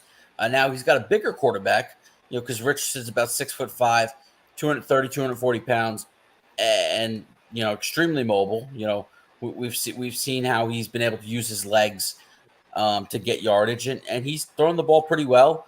And getting Jonathan Taylor back, I think, is just a huge boost to this Indianapolis team, and I just think they're going to come out and play strong in this game, and so I really like the Colts in this game. All right, before I get to my pick here, Joe Dell wants to talk about burgers, and I'm not going to deflect you. I'm going to give you a slightly different take. Yeah, Kettle Black. I've been to Kettle Black on the corner of 87th Street and 3rd Avenue in Bay Ridge, Brooklyn. Also, there's one on Forest Avenue by me. Kettle Black is a place I would go to go pick up a lady, not to really have a burger there. That's a place I would go more for the wings. I'm going to say not too much more in the end. I don't want to incriminate myself, but Kettle Black is overrated. If I was going to be not near 3rd Avenue, I would go to Skinflint on 79th Street and 5th Avenue for the old Irish burger, English muffin, and those homemade fries. But that's a different discussion for a different time because I am going with the Indianapolis Colts because the Indianapolis Colts are at home. And I kind of think, like you said, they had a good quarterback play. I think they've played well enough. And I just feel with this Tennessee team, I think the writing's on the wall that the coach is not going to come back after the season. You got frustrations with the quarterback. You've got an offense that's really got one player around it. They're kind of very easy to figure out. So I'm going with the Indianapolis Colts here. I don't think it's going to be a high scoring game by any stretch, but I think Indianapolis finds a way to recover because also again, if you win, you're 3-2 in that division. You might be in first place when all things are said and done. So you have to say that's a big game for the Colts. It's a big game, especially with the one divisional matchup. We talked about Houston. They do have a game they can very much win. Obviously, we picked Houston. Yep. And then Jacksonville's got a tough game with the Bills. I'm going to get to them in a little while. I want to save that one here, and great points there. And thanks, Joe, for the comment. And certainly I'll get you in the conversation here for a little more. But the Brute Force Bad Weiss, let's go to another game that's kind of an obligatory pick 'em. A lot of pick 'ems here this week, I've noticed. And it's one of your favorites, the Brute Force, the New England Patriots against the New Orleans Saints. And the Patriots here are 1.5-point favorites here against the Saints. And it is, I guess, one of those, again, classic pick'em games. And, maybe you're feeling good, the Brute Force, about the Patriots after what you saw from them last week. I don't know. And, you look at the Saints, and, again, they're in another division very similar to the AFC South. And, I'm really curious, the Brute Force, Brad Weiss, where do you go here? Because part of me wants you to pick the Patriots, but I feel like this is going to be one of those where you're definitely putting the upset alert back on the board because the Saints really are a better football team than the Patriots. So I'm kind of curious because I don't know how to go here on this with you. So tell the audience, for those that are listening and watching on Sportswire, who are you picking here? It's coming back, Tom Bryce. It's coming back. And you're right, okay? Now, what I want to say is this. When did the Patriots join the list of my teams? I mean, they've never been my team. And quite I was doing that.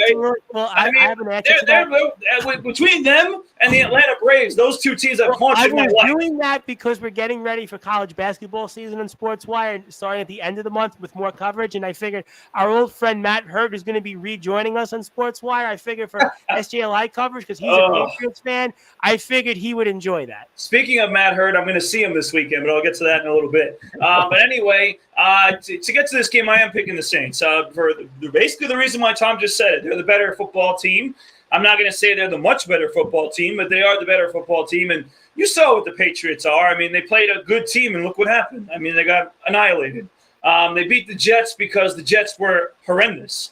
And we'll get to them later, but I wanted to say basically that the Patriots squeaked by us, and we weren't playing good at all. So the Patriots haven't shown me anything. I know they're at home. I know the Saints are one of those teams that don't play that well on the road. But I do think that in this situation, I've seen enough of Mac Jones. He's not that good. I have seen enough of the Patriots themselves. They're not that good of a football team. And I think the Saints have a lot to play for with that weak division, like you said. So I'm going to take the Saints. And like you keep saying, Tom, I need games, and this is another one I'm hoping to get. I feel like that's going to be like the rest of the season. And although part of me is worried, Brad, that I do this enough and then you come back in the standings. Hey, listen, keep going. If it works, keep going, because I actually had a good week last week. I noticed. I think you had the best week of anybody, if I'm not mistaken. Yeah, this is working. Let's go. Let's keep it going. All right, the Baltimore Kid. I'm going to you, the New England Patriots and the New Orleans Saints. And I really don't know why the New England Patriots are favorites here at home, other than the reason that they're at home. But what do you think here? They are 1.5-point favorites, the Patriots, but they really shouldn't be a favorite here. But tell us what you think and maybe anything different than what the Brute Force said. I mean, I don't think there's really much else that can be said, to be honest. I mean, honestly, I would just have to take the veteran leadership of Derek Carr over Mac Jones. And that's 100% why. I mean, it doesn't. Unfortunately, I can't go much deeper than that. That's literally why. There wasn't much need to go deeper than that, really, if you think about it. That's literally why I picked New Orleans. Well, that's pretty much good there. And for you, Justin, before I get to Joe Dell's comment, and again, the Patriots, I think, are favorites really because of Belichick and their history. But to me, I think the Saints should be the favorites, but that's a clue for me. But what do you think in this matchup? Yeah, I can't quite comprehend why this team is a favorite in this game. I understand they're at home. I understand it's only 1.5 points, so it's essentially a pick-em game. But, I mean, for them to be favored against, the Saints are not exactly a bad football team. They're not playing great. They've kind of come back to earth the last couple of weeks. Yep. That collapse against Green Bay. The Tampa Bay game last week. Yeah, the Tampa Bay game last week, they just didn't play all that well. But the Patriots have major problems, right? Christian Gonzalez, their standout rookie corner, is out for the season. Matthew Judon's going to miss a significant portion of the season with a torn biceps that he just had surgery on. The Patriots are in shambles right now, and I just don't. I don't know how they score enough points. Their offense is just blah. Their offense doesn't do very much. Mac Jones isn't playing all that well, and New Orleans is a pretty good defense, and I think they're going to be able to turn the ball over. They'll be able to set Derek Carr up with some short fields, and I really do think that the Saints are going to win, I would say, rather comfortably, maybe by at least 10 points. Yeah, I feel like what we said about the Saints was true a few weeks back when the season was starting. They're probably going to be anywhere between 8 and 10 wins, and in that division, that probably will be enough, although Tampa Bay has gotten off to a good start. The way Baker Mayfield's playing, I think it's time we maybe start adjusting our expectations for what the Bucs could be this year.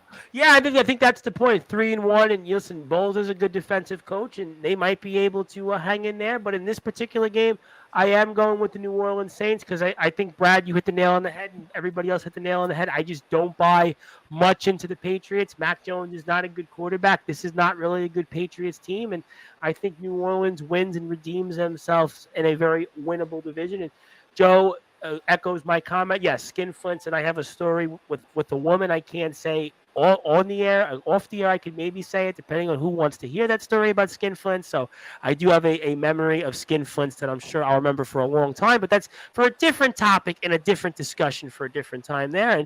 But the Brute Force, let's go to the earlier game in London. We're going to go with the Buffalo Bills against the Jacksonville Jaguars. Although the Bills are technically the home team, but Jacksonville really is the adopted team of the UK. How do I know this, Brad? Because, well, we speak to so many wrestlers in the UK and so many other people that's kind of our base, really, for a lot of things on Sportswire. So I want to come back to the early game, 9:30 a.m. our time, but also most notably 2:30 p.m. UK time. And the Buffalo Bills, who look like they've redeemed themselves. Boy, Brad, did I have a mulligan last week with Miami and a mulligan the week before that with Washington and picking them. But they are here now 5.5-point favorites. It moved up from 4.5 to 5.5 against Jacksonville. And what do you think here, the Brute Force? Do you feel good about Trevor Lawrence? You like what you saw last week in the UK? Maybe you're thinking, well, it's the Jaguars. They've got the extra home advantage. They're really the home team. They've been here for a couple of weeks, and this is Trevor Lawrence's moment to show off Josh Allen. And what do you think? You ready to put that upset alert back on the board?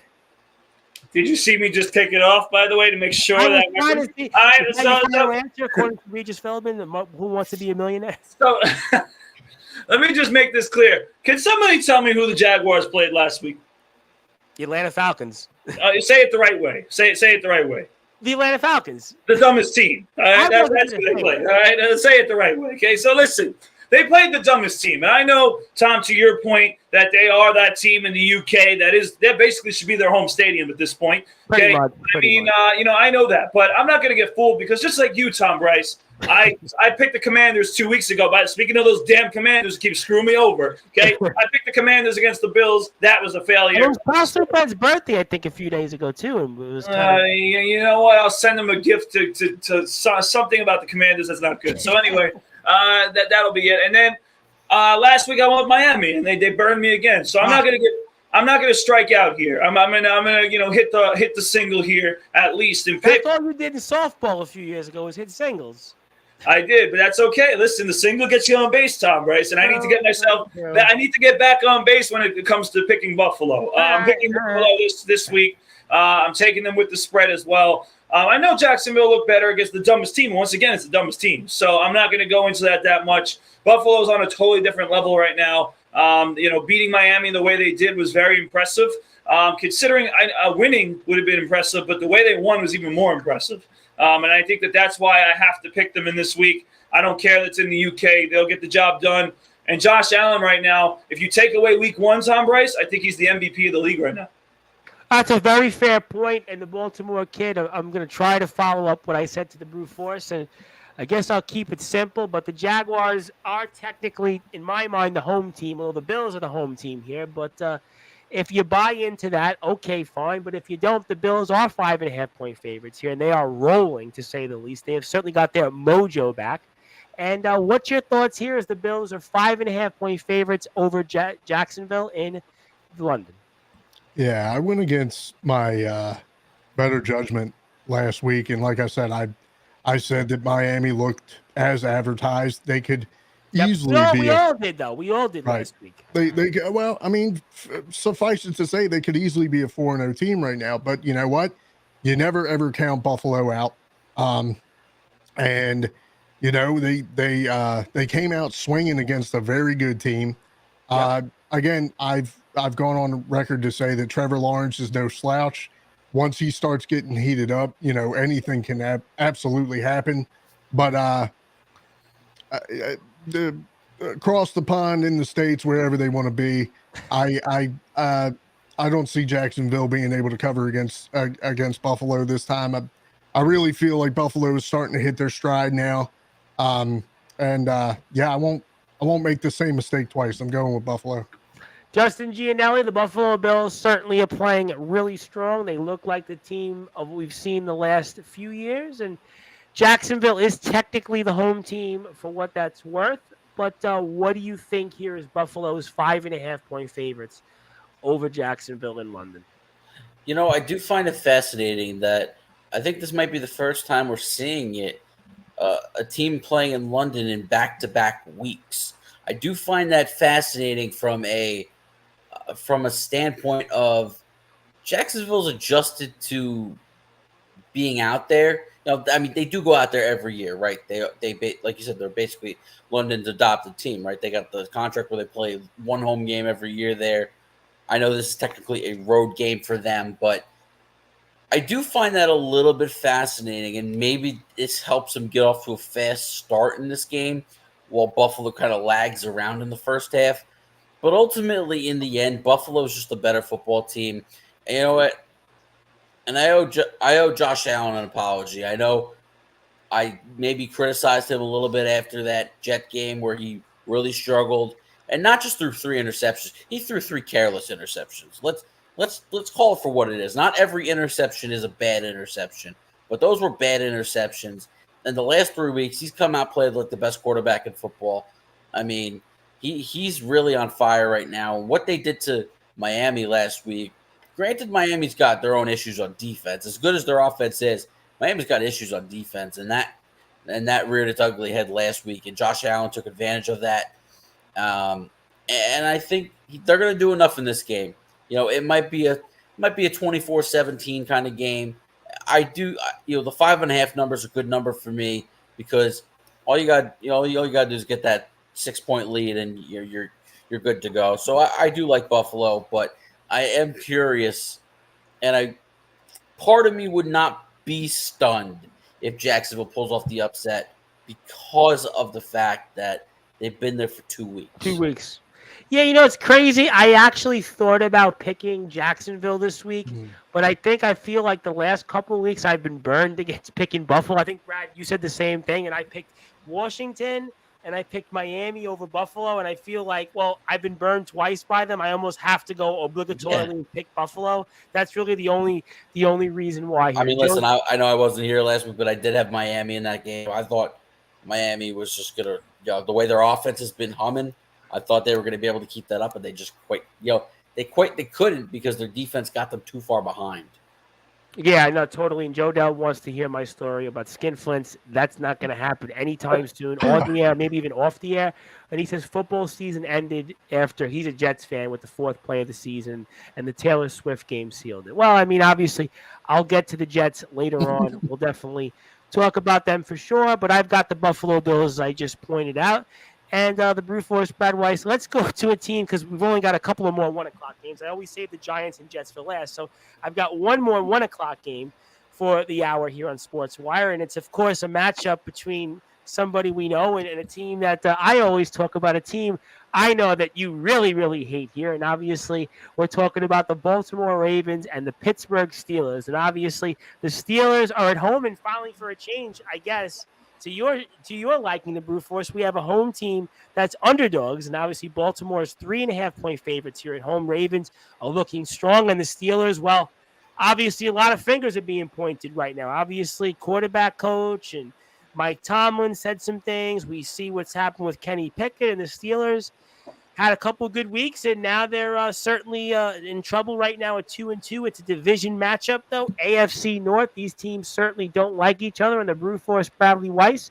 Are you going to go with the Pittsburgh Steelers? Because, you think about it in Coach Tomlin. He's going to redeem himself. He's firing up the guys. He's got something to say. Tomlin usually doesn't talk like that in press conferences. So what are you doing here? Are you putting that upset alert back on the board because the Baltimore kid's got the Ravens hat on? You want to fire him up? I mean, so for those that are listening and watching on Sportswire, tell us why you got the upset alert coming on the board. let me give you my old hell no. All right, let me just do that right now. And first of all, I am going to get TBK going because I'm going to hype him up right now, all right? Because both of us need to get over our sorrows from last week, all right, and put it in the face of the team, all right, that made us miserable last week, okay? And listen, he can go more than I can because he's a Baltimore Ravens fan. Look at that background. I mean, a great background, by the way, really good background. They've had a good history. I'll say that. I mean, but listen to me, all right? The Pittsburgh Steelers. Okay, I was listening to somebody talk about this. The Pittsburgh Steelers could easily be 0-4 right now. They're not far from 0-4. They are 2-2 because they are a team I will give them credit. They are a team that finds a way to be resilient and win games. But even in their wins, they haven't even been that impressive. Raiders wasn't impressive. Cleveland game wasn't great. I mean, I guess the Cleveland game was okay, but it wasn't that great. So, listen, the Steelers could easily be 0-4. And what they did last week was a tragic embarrassment. And I'm going to tell you, Tom, because I'm going to turn the tables on you right now, and I'm going to try to persuade you at why you should be ashamed of yourself, okay, that you picked the Steelers this week. I know it because we know you picked them, okay? You should be ashamed of yourself that you picked this team. This team went out there, all right, and dropped, 6 points last week against the Houston Texans? Yes, Kenny Pickett was horrendous. He was terrible, okay? And he's, by the way, going to play this week again. Nobody was expecting that. Yeah, no, who else they have as a backup? Their backup is like a no-name. Right, but listen, he's playing. But even though he's playing, I mean, if I'm a Steelers fan, I don't know if I'm excited to see him because really, what has he done and how excited I am about him? On top of that, you know who else you shouldn't be excited to see anymore, Tom Bryce? Matt Canada. That's who you shouldn't see anymore excited because he is horrible at his job. And now, honestly, one of the biggest things with Tomlin, and we know we all love Tomlin. Tomlin's a great coach. But one of the biggest things with Tomlin is that he's sticking up for this man. Okay, Matt Canada, who's terrible. He's terrible at his job. Well, what's he going to do? You mean at Danny Football 77? So, listen, I mean, he's going to do, like we talked about with some other conversations. Obviously, as a coach, you're going to stick up for him. But the way this offense looks, I mean, they're horrific. But even worse, Tom Bryce, last week, that defense that's supposed to have C.J. Watt, that's supposed to have all these guys there, got absolutely destroyed by Houston and a rookie coach last week. So we'll see. I think they will respond. With that being said, let me get to TBK right now. The Baltimore Ravens, okay, even though the Steelers are going to respond, who the hell cares? The Baltimore Ravens are going to come out and show the Steelers who's the better team, who's the more confident team, who's not pointing fingers at each other, who's more motivated to win, okay? And that's why the Ravens are going to go in there and kick the butt crap out of the Steelers. Okay, well, I'm going to let TBK respond because you basically asked him to respond, so I'm going to give him the floor. We do not all love Mike Tomlin, sir. That is a lie. Okay. It is rivalry week. It is something that Ravens and Steelers fans look forward to all year. As we've said, easily best rivalry in football. Let me tell you something here, right? So again, we sat there and we heard all about the Cleveland Browns' great defense. You know, got to watch out for Myles Garrett. Got to watch out for this guy. Got to watch out for that guy. Where were they at? What happened to them? This team right now, okay, we are firing on all cylinders. It is time, once and for all, to start putting some respect on the Baltimore Ravens. I know for a fact that we are probably, even though it would be crazy to think, because of the way this team gets treated, there's a chance that there's someone out there who's picking against us. And if you are, you're fucking nuts. Whoa! And I'm gonna tell you why. I'm gonna tell you why. We are a family station, but go ahead. My bad. For all the kids, cover your ears. Let me put it to you this way, right? Lamar Jackson last week, that man looked the most comfortable I have ever seen him in any game, period. He's dropping dimes to Zay Flowers. He's dropping dimes to Mark Andrews. He's dropping dimes to friggin' Melvin Gordon. Okay? Gus is becoming the guy. I love J.K. Dobbins. The man can't stay healthy. Okay, so Gus is becoming our dude. If he gets rolling against Pittsburgh, they are not going to be able to stop this man. Zay Flowers is becoming an absolute freak, and he's only it's his fifth game in the NFL. The kid is a monster. Again, now you got guys who are coming back healthy. There's a chance that Marlon Humphrey is back on the field on Sunday. That's another weapon that we got back. OBJ, still haven't seen a lot out of him, but if he comes back, that's yet another weapon. This team has all the makings to go as far as they want. Like I said, it's a division game. It's a rivalry game. The Ravens absolutely do not lay down in these games. Without a doubt, again, we're going into somebody's house, we're punching you in the mouth, and we're leaving happily. Well, that certainly is to the delight of the brute force Bradley Weiss. That's right. I'll get to Jodel's comment after Justin, but Justin, Steelers, Ravens on the road are favorites. And what do you think, as it is an AFC North rivalry matchup, 1 o'clock, last to the 1 o'clock window? All right, this comes a little bit twofold. First of all, I think the Baltimore Ravens are arguably the most overrated team in the AFC. I think they're a good football team, and I think they're better than Pittsburgh. The overrated aspect does not pertain to this matchup in particular. Okay. I think, unfortunately, Kenny Pickett, I'm a little bit down on the way he's played to start this year. I do appreciate him toughing it out and being back in the lineup this Sunday after what looked like it could have been a potential season-ending injury, and that would really damper his development. The Steelers' defense really laid an egg, and I do think they're going to step it up this week, and I do think they're going to play the Ravens tough. But the 3.5 number is a number that I can get behind because I could see an ugly, typical AFC North type 17-13 type Ravens win. I do have the Ravens covering the 3.5 number, but overall, I'm not a big fan of them. That game losing to Indianapolis still bothers me. I know they came back and blew the doors off Cleveland, but Cleveland was missing Deshaun Watson. You can't tell me they're not scoring. You can't tell me that the Browns are not scoring three. They're only scoring 3 points with Deshaun Watson. Dorian Thompson-Robinson clearly wasn't ready for the gig. And I'm not going to take that away from the Ravens. I thought the defense played tremendous on Thompson-Robinson. But Deshaun Watson does make it a closer game. I'm not saying that the Browns win the game. But, Deshaun Watson does change that game a little bit. So I'm still not sold on Baltimore. But going up against Pittsburgh, I don't think Pittsburgh's all that great. So I'll take Baltimore here.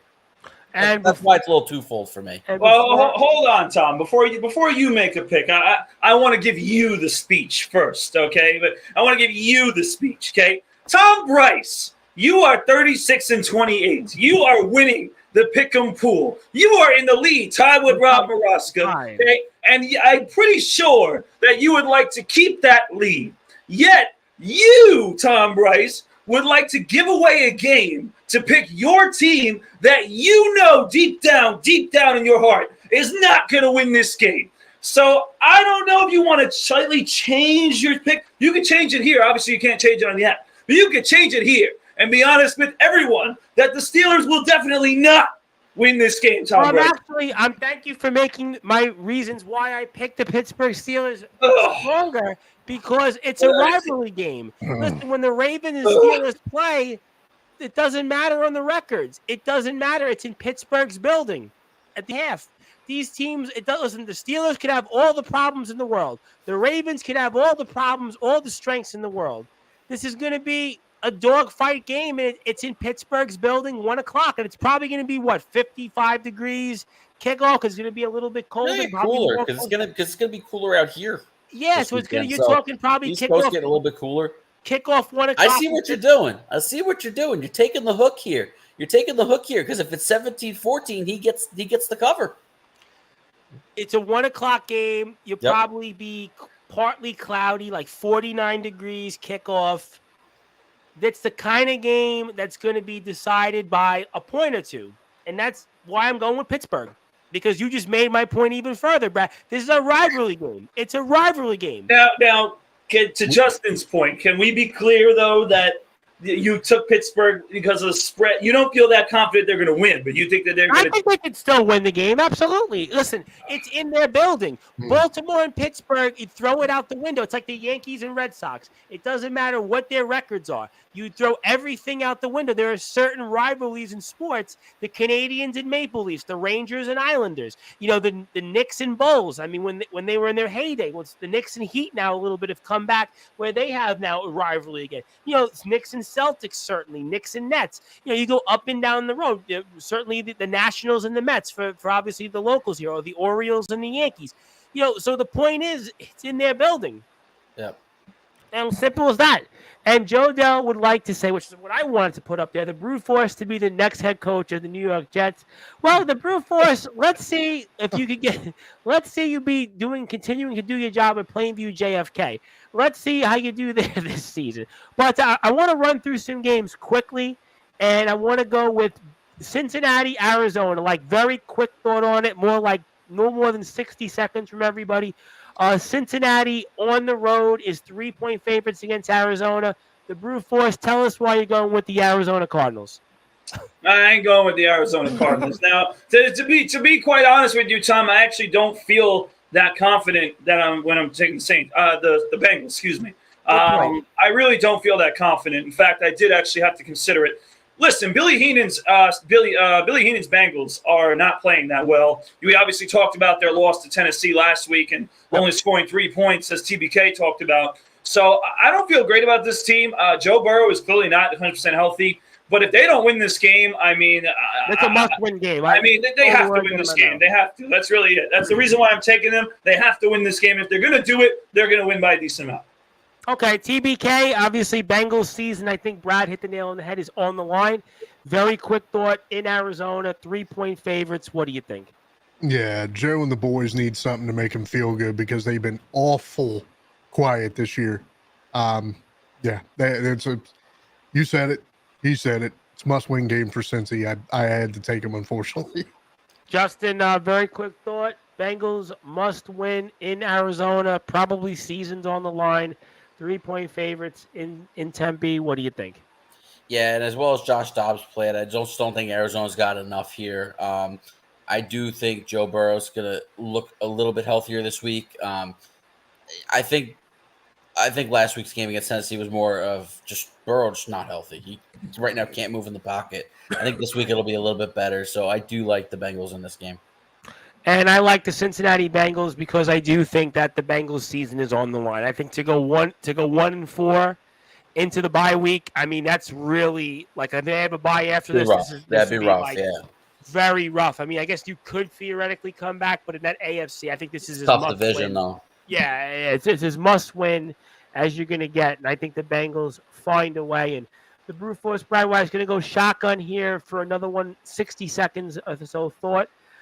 Philadelphia, of course, the Philadelphia juggernaut against the Los Angeles Rams, who've been actually, you know what? The Rams have been improved this year, and they might be one of those teams to keep an eye on for a wild card this year. They're playing a little bit better football. We'll see.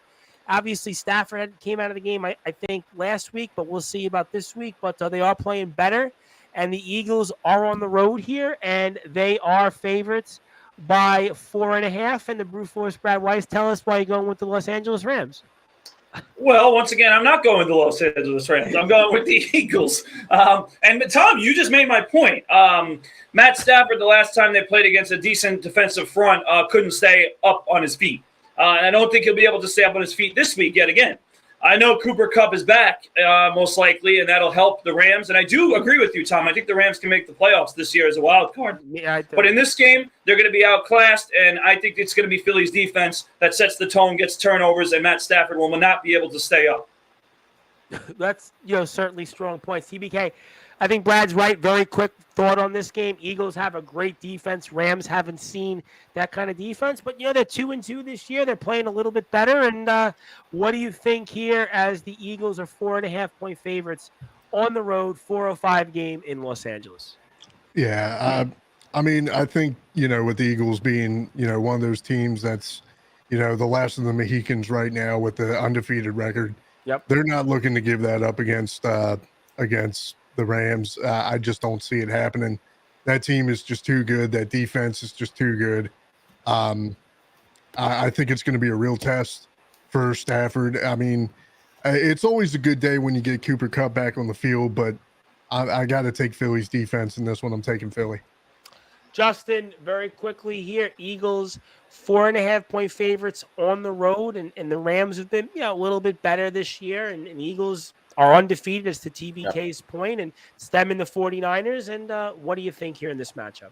This actually was the pick I had the most trouble with because, and I ended up taking Eagles with the 4.5. I think the Rams can hang with them. That Eagles secondary has played very poorly over the first few weeks of the season.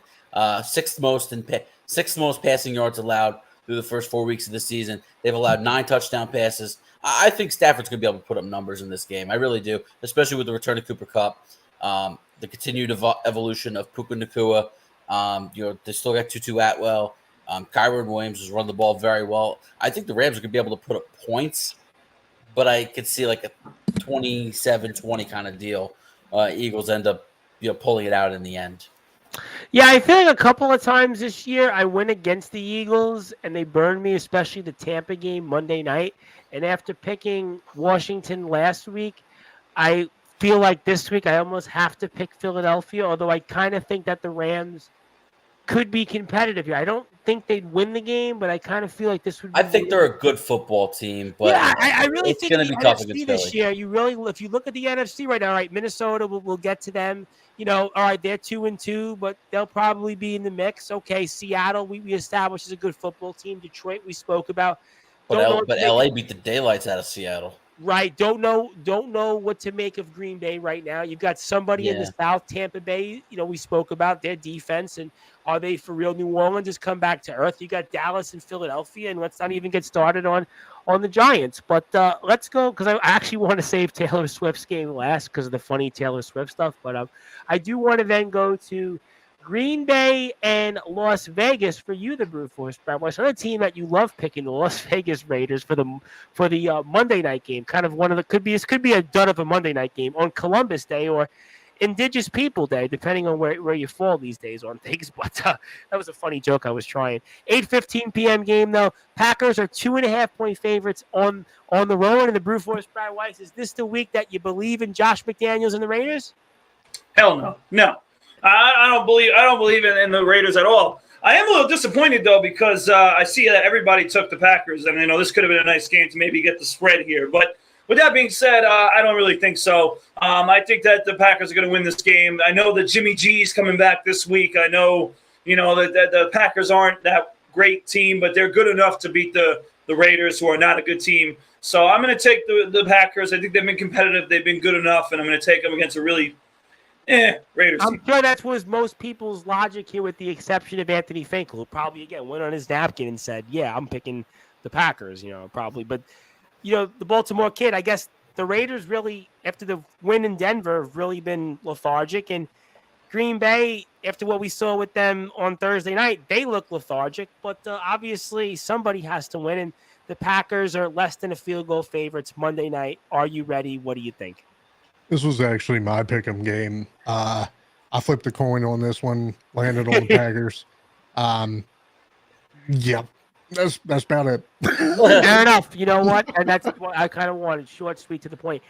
For you, Justin Gianelli, the Packers, 2.5-point favorites on the road Monday night in Las Vegas. A Vegas game, literally. And what do you think?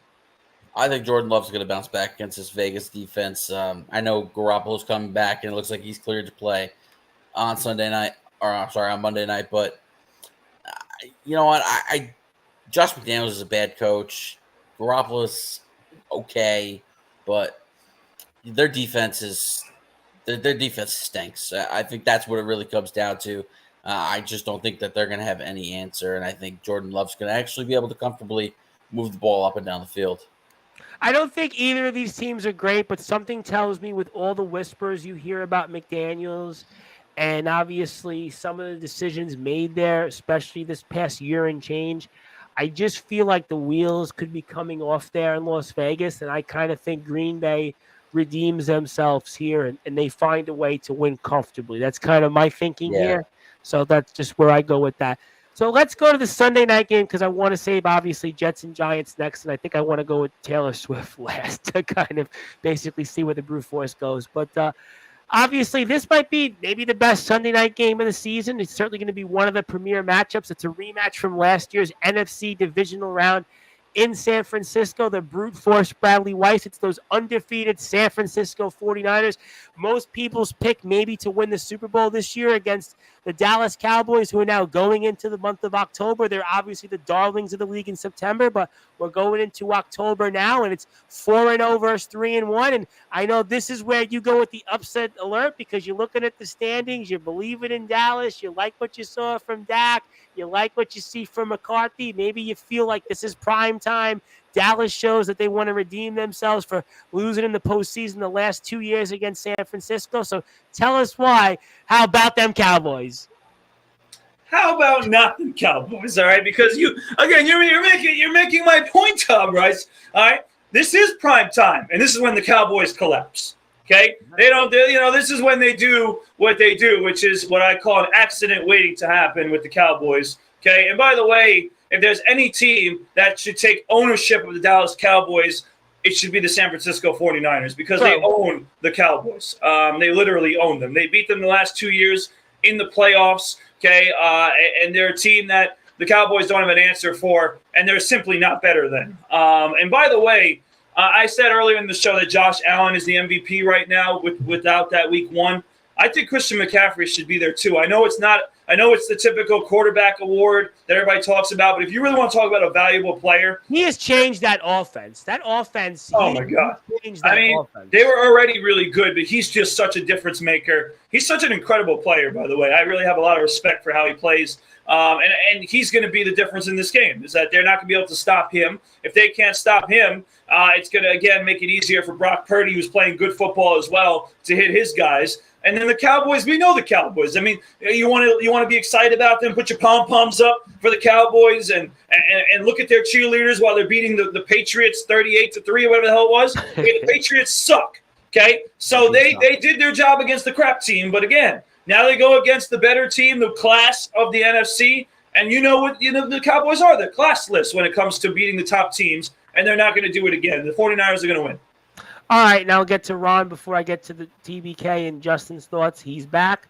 He's a Green Bay guy. He says we're slapping the Raiders, hence his Green Bay shirt. His shirt is Cowboys, and he goes, he's picking the 49ers. Good choice, Brad. Baltimore kid here, San Francisco 49ers, obviously have aspirations of a Super Bowl. They are 4-0. Dallas Cowboys are 3-1, have that one blemish in Arizona. Certainly, October means the calendar turns and the Cowboys tend to struggle, but maybe they get a rematch here after losing in the playoffs the last 2 years against San Francisco, and maybe it's their moment. But the 49ers here are 3.5-point favorites, and certainly one of the better matchups of the season in prime time. Woody, who do you got? Yeah, it's Dallas's year every year. Every year we hear it's our year. No, it ain't. Keep thinking. We love your enthusiasm. San Francisco is absolutely on fire right now. Brock Purdy looks about as amazing can be. And you know what? I think this game is Dallas's first real test. If you look at their schedule thus far, it's been kind of cake. So going up against the Rams, other than that was their best matchup, maybe the Rams. Going up against the 4-0 team, going up against Brock Purdy, I think Dallas gets humbled quite a bit here. I picked San Francisco to win this one. Justin Gianelli, the San Francisco 49ers are undefeated. They're one of 2 teams in the league undefeated. The Dallas Cowboys are 3-1. They are still off to a strong start. Leave that game to Arizona aside, but certainly to TBK's point, their opponents have been less than stellar, but it is Sunday night, 8:20 p.m. kickoff, 49ers 3.5-point favorites. Who do you got? Yeah, this is going to be the early favorite for game of the season. I think this is going to be an epic game on all levels. I think the Cowboys are going to come out and play a very, very strong game. I do. However, the team they're playing is absolutely freaking loaded. The 49ers, I'm going to take the 49ers here, minus the 3.5. But that doesn't mean I think the Cowboys are going to struggle by any means. You know what? I think that they're going to test this San Francisco defense, and they're going to push them to the limit. But ultimately, in the end, I think San Francisco is just going to have that one extra play, whether it's Deebo Samuel, whether it's Christian McCaffrey, whether it's George Kittle. They're going to make that one extra play. And I could see like a 31-27 kind of game. I think both teams are going to play strong. I really do. But San Francisco is just, to me, the better football team. I actually thought about picking the Dallas Cowboys. If this was in Dallas, I would have felt like in prime time in Dallas would have had something. Maybe San Francisco would have been 1.5-point favorites here instead. But it's just too hard to not pick San Francisco here. San Francisco at home, Dallas's opponents, you're not really impressed with them so far. To the weapons that San Francisco has on offense, San Francisco's the deeper team. San Francisco's the team that probably has just slightly, I think, a better edge in terms of where they expect to be at the end of the season. And I think the San Francisco 49ers win, but I do not think this is a blowout. I do not think that the 49ers will blow out Dallas. And in fact, the 49ers, to be fair, I actually picked Arizona last week, and I thought Arizona was going to cover because Arizona was in the end zone last week, and they actually had a chance in that game to actually cover against San Francisco. So I will say, they did. And I think the Rams covered against San Francisco also, who I picked, and that tells you that San Francisco is going to have a great season, no question, but against the spread, there's going to be games that you can actually pick against San Francisco. Yeah. But we got 3 more games left, and that's 2 of them are the locals, and one of them is Taylor Swift against Kirk Cousins. So we'll certainly maybe save Taylor and Kirk for last, the Brute Force. But let's TBK was laughing. But the Brute Force, let's go to probably the most lopsided matchup of the spread this week. It is the Miami Dolphins against the New York Football Giants. And certainly the Dolphins got lopsided and walloped in their own right last week against the Buffalo Bills, and the Giants, well, they basically have no business playing in prime time, hopefully, for the rest of the season, but we'll probably see them a couple more times. We can't flex all their games. But the Dolphins are back here at home, 1 o'clock. They are 10.5-point favorites here. And the Brute Force, Brad Weiss, I know that 10.5-point spread is exactly why you're thinking to pick the Giants. Dable, maybe they come out here inspired, motivated. You need a win here. You need a gamble. Tell us why you're gambling to get back in the standings here and pick the New York Football Giants, and you're upset alert. Let me be very clear with you, Tom. I understand the gambling part. I understand the need to get upsets and stuff. But at the same time, I have to be logical and also not get myself further behind in the situation, okay? And picking the Giants would put me further behind in the standings because to all New York Giants fans, Billy McInerney and everybody else listening, the New York Giants season is already over. It's done. It's over. Yeah, I agree with that. Their only last gasp was last week, and they got absolutely destroyed and looked embarrassing on prime time yet again. Okay? And by the way, Daniel Jones' record in prime time, I mean, Kirk Cousins and him might as well be comparable. I mean, they're basically – Daniel Jones can't win a game in prime time. Even the playoff win against the Vikings was a 4 o'clock game. That's true, but to me, that's a long time ago. And this is a new season. And this season, it has not been the same. And having that they're going to play the Dolphins this week, and then they got to travel to Buffalo next week. By the end of that week, they're going to be done, and the team's going to be depressed. There's going to be no recovering from it. There's going to be more pointing fingers. And in the end, Tom Bryce, to just put it quickly, Miami's going to kill them. It's one of those things where Miami lost last week. They're motivated. They're angry. They're going back home.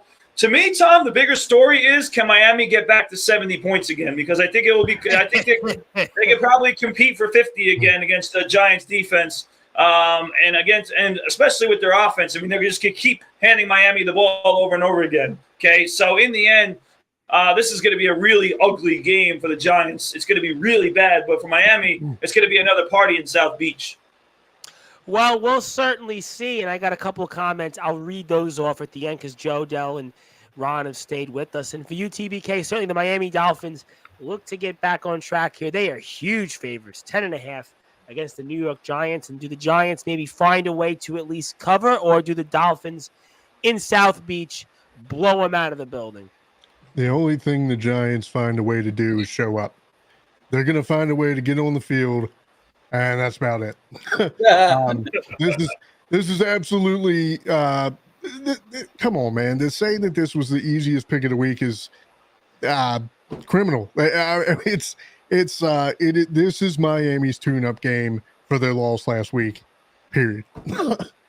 Fair enough here, and I think a lot of people will feel the same way. And Justin, Dolphins are 10.5-point favorites here. It's the biggest spread of the week, and the Giants certainly have a lot of fingers being pointed at them, and let's hope we don't see them really on prime time again. I know we'll probably see him at least on Thursday night, but for now, it's a 1 o'clock game in South Beach. Dolphins looking to redeem themselves after getting walloped by New York's technical-only team, the Buffalo Bills, and they're 10.5-point favorites here, and what do you think?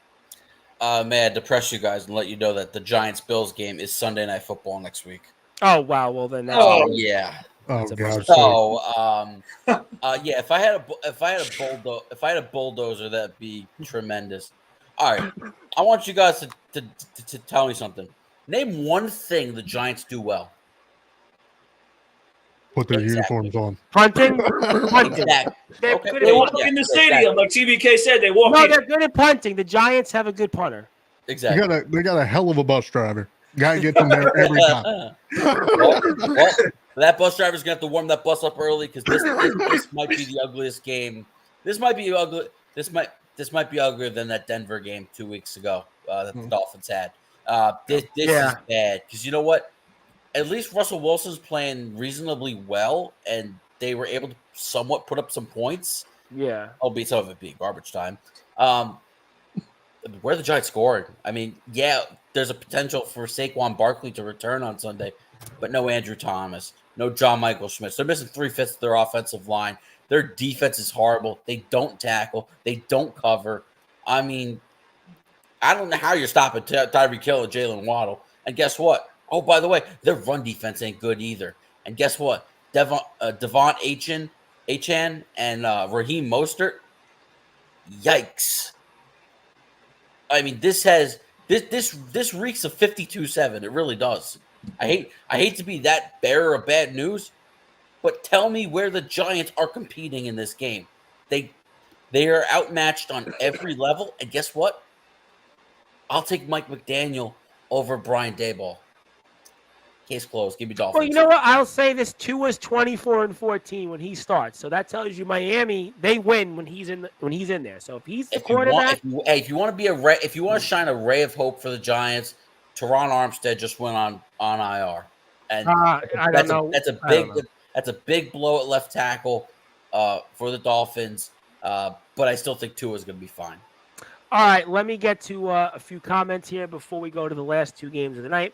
Cowboys will fizzle out by the end in the game because the 49ers are too strong. Thank you, Joe, for that. And Joe's got some music out there, right, Joe, that you also want to promote as well. And Giants, well, the Giants made the playoffs last year, Ron. They technically did make the playoffs last year, and they won a game, and they were in the playoffs, I think, in 16 or 17. One of those years they were 10-6 as a wild card. So they've had a couple of years, but it's not been great since 2012, and they're not great at scoring. And I actually, Brad, did think about picking the Giants here because of the 10.5, but it's too hard to go against Miami here at home. Tua is very good at home.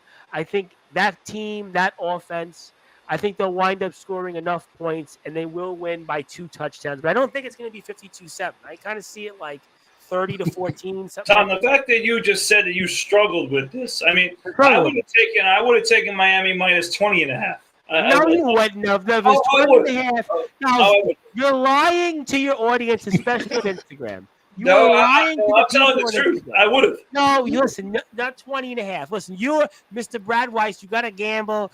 Down 6 games, you would have picked the Giants. You would have sat here and said, yeah, well, Dable's a great coach, and they'll find a way, and I think they'll keep it close. So the reality of it is you're lying to your followers on Instagram. You are lying to them in that case. 10.5, I give it to you. Look, I picked Miami. I picked them.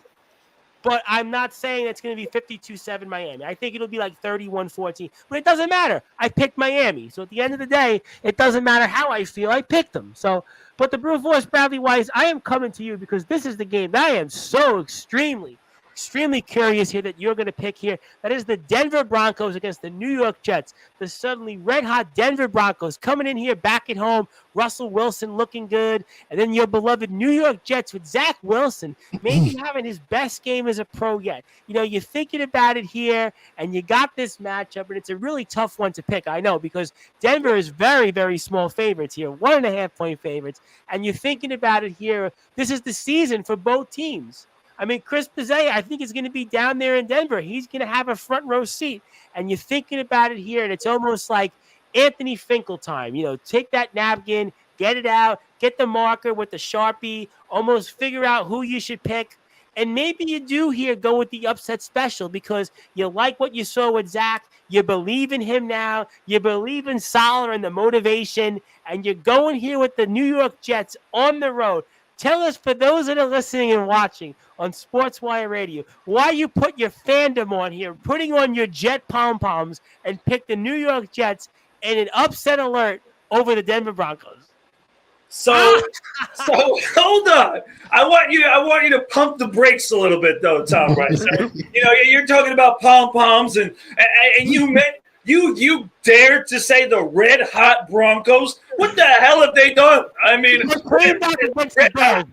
They beat the Bears. They had to come back from 2 or 3 touchdowns down. They're red hot. All right, come on, please. This season. Wilson's played well this year. Listen, I know Russell Wilson's doing fine. That's not my question with Denver. My question with Denver is that their defense is an atrocity. They're terrible. They're a horrible defense. Their offense is been fine, but fine at best. But their defense is horrible. With that being said, listen, I want you to also pump the brakes on Zach Wilson because I will say this: he played a lot better. He looked like a different man last week. Okay, and listen, I was very happy to see it. But ladies and gentlemen, I've heard this a lot, and I want to say it: don't judge a book off its front cover. In this sense, don't judge the man off one game. Okay, I'm not going to see one game and say, oh, he's the best. He's got it. He could do this now. He could do that. All right, show me a sample size first. And what I'm going to say is that I do think, I'm going to say this, I do think that Zach Wilson will do enough in this game to win the Jets this game. And it's going to be a close one. It is going to be ugly. There is not going to be a whole lot of scoring at times in this game. But with that being said, there's a lopsidedness between the Jets defense and the Broncos defense. The Jets defense is much, much better. That is the unit that's going to win the game. And I think Zach Wilson will not do bad. I don't think he's going to play bad in this game. I just think that he's not going to do as well as last week, but will do enough to win the Jets the game. With that all being said, I want to make it clear I'm not going crazy on Zach. I went on Zach. And by the way, this has been something in my history on this show, Tom, where I said every time I go on a tangent on a player who's playing really bad, they tend to respond. I don't know if they're listening to me. I don't know if they're hearing me and what I'm saying about them. True. But he responded to it. I hope it continues, and I hope he continues to show us that he is at least a complimentary quarterback that we can have. Back a few times, and he actually right afterwards, he was a few times this year for a week. A few games, he came back and hit a few home runs. Okay, listen, with Zach Wilson, we're not asking you to be a world star. We're not asking you to be perfect. We're not asking you to be a super. We're asking you to be complimentary. If you can be complimentary, that's your job. You can do it. All right, we'll have to see, and I'll get to Joe Dell's comment last in the interest of time. But TBK, Denver Broncos had a big comeback win. New York Jets certainly continue their struggles. I think it's a must-win for both teams in order to save their seasons. Denver's back at home. They're 1.5-point favorites. What do you think? Hey, man, I'm proud of Zach. I'm proud of him. He hung in there with the Chiefs, right? He got just as much, if not maybe a little more time, on-screen time than Taylor Swift. You got to give that to him. I was hoping she would have got more, actually. Yeah, you would think. I'll get to that last. I'm not worried about. I'm not worried about Zach in this game. And you know what? The Jets are the overall better team. Before if Russell Wilson was still playing with the Seahawks, I would go with Russell Wilson. But the Broncos are terrible. I have no problem comfortably picking the Jets in this game. Wow. Okay. Well, you know what? Somebody there has an opinion, and it seems like it's 2 for 2. Justin Gianelli, Denver and the Jets. Denver is the obligatory 1.5-point favorite at home. They do have a win under their belt. The Jets, you do kind of like the way they played, coming down 17-0, but Kansas City finds a way. And what do you think here in this matchup in Denver? Mile High, our old friend Chris Bizet is probably going to be there, if I'm not mistaken. And what do you think? All right, so I've always been somebody from day one that questioned the pick of Zach Wilson at number 2. I was not the biggest Zach Wilson fan coming out of BYU, and obviously his first 2 years speak for themselves, right? He's played very poorly, and not enough on tape where you could consistently see him turning himself into a franchise quarterback. However, with that being said, I was extremely encouraged by what I saw last week against Kansas City. I saw a kid who understood defensive schematics more than ever.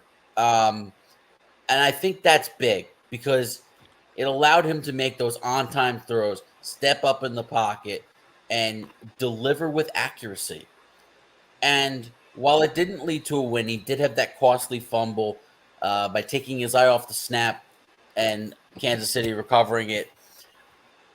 I'm still not 100% comfortable with trusting him to stack performances and against Denver, but I do think he's going to play well.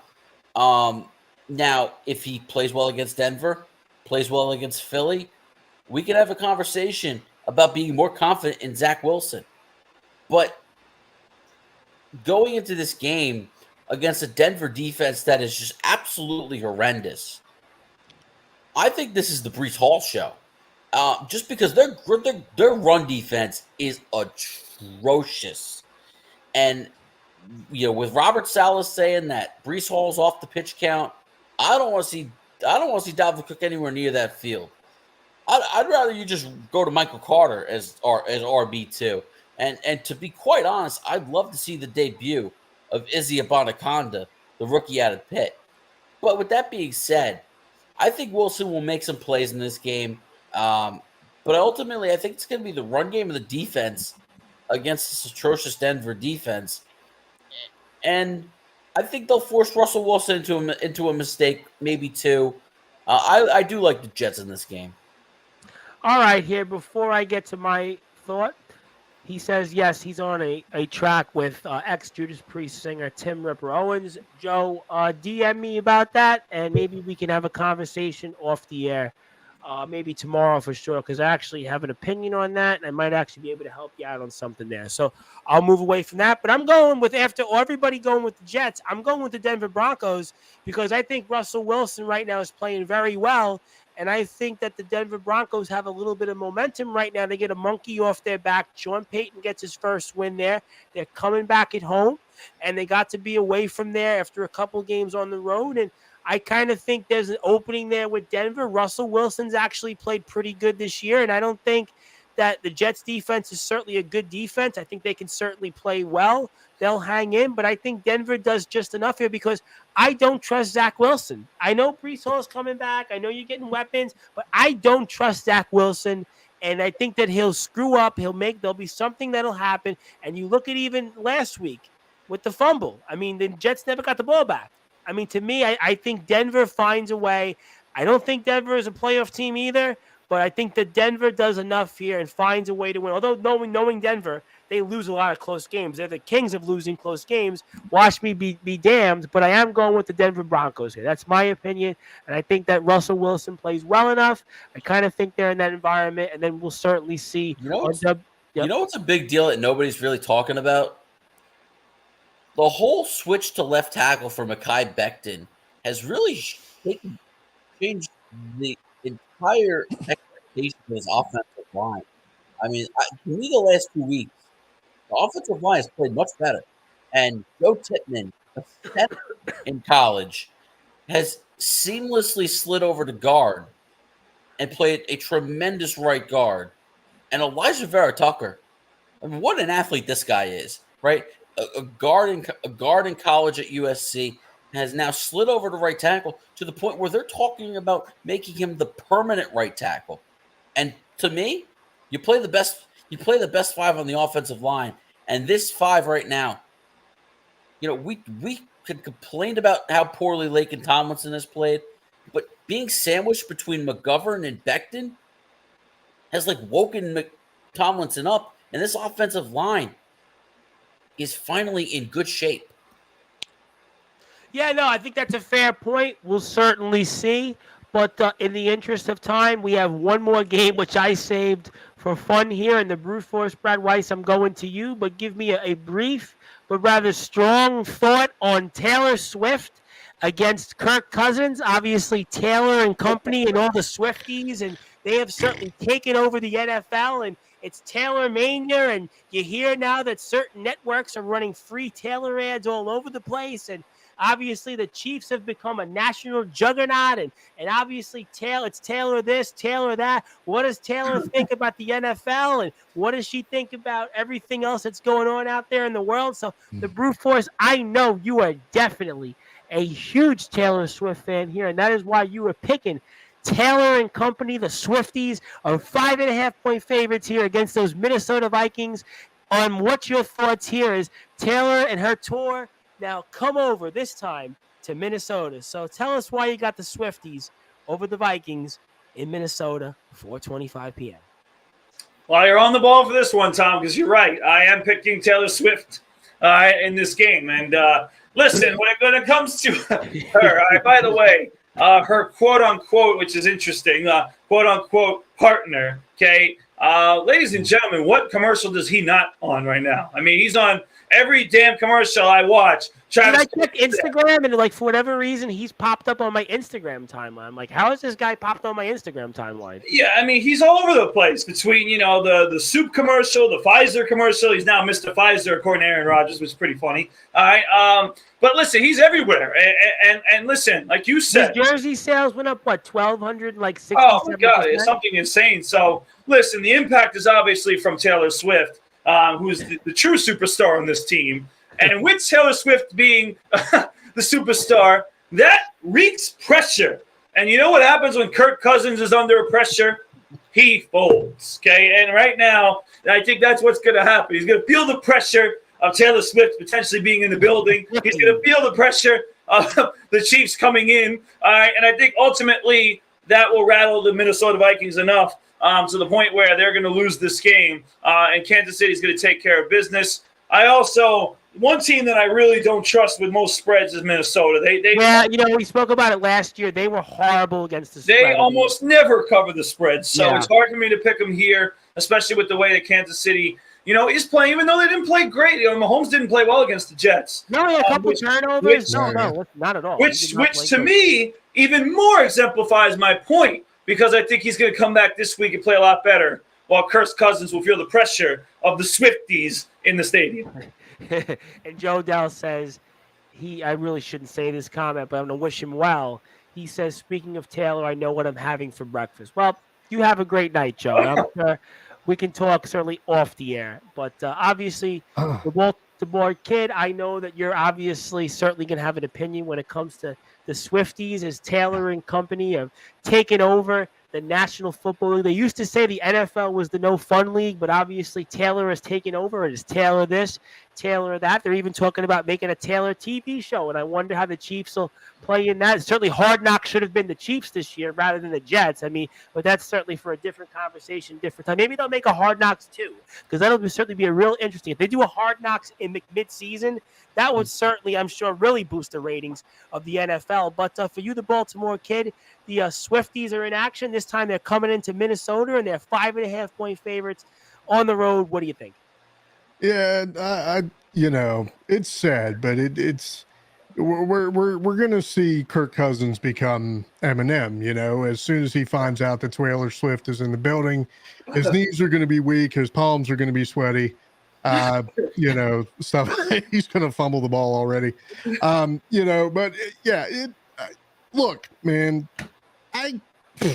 the Chiefs are the most embarrassing franchise in the NFL right now. When a pop star is getting more coverage than your freaking Hall of Fame tight end, and Brittany Mahomes is getting pissed off. No, it's just I don't know. If you're the Chiefs on this one, you're obviously going in looking for a win, but you can't feel happy about it. There's too much noise happening right now, and it's outside when it should be focused on your football team. But you got to go with KC here. Yeah, pretty much. And Justin, obviously, Swifties have taken over, and it's Taylor in red, and she's wearing red now, and she's obviously knows everything about the NFL. Like I said, they used to call the NFL the no fun league, but Vikings do have a couple of wins in a row, and they have put themselves back into at least a discussion early on in the playoffs. But Chiefs are the Chiefs, and they have won 3 in a row, and it's Taylor and company, 5.5-point favorites on the road, 425 against Minnesota. What do you think? I've been waiting a couple weeks to say this, but we have ourselves a live dog. That's what we have. We have a live dog in the Minnesota Vikings here, and I think we might even be heading for upset city on Sunday. Listen, the Minnesota Vikings have not played well to start this year. That's evident. They're 1-3 on the year. They finally got that first win last week against the Carolina Panthers, and they didn't play all that great. But overall, Kirk Cousins has played tremendous over the first 4 weeks of the season. One thing that the Vikings have that the Chiefs don't are great receivers.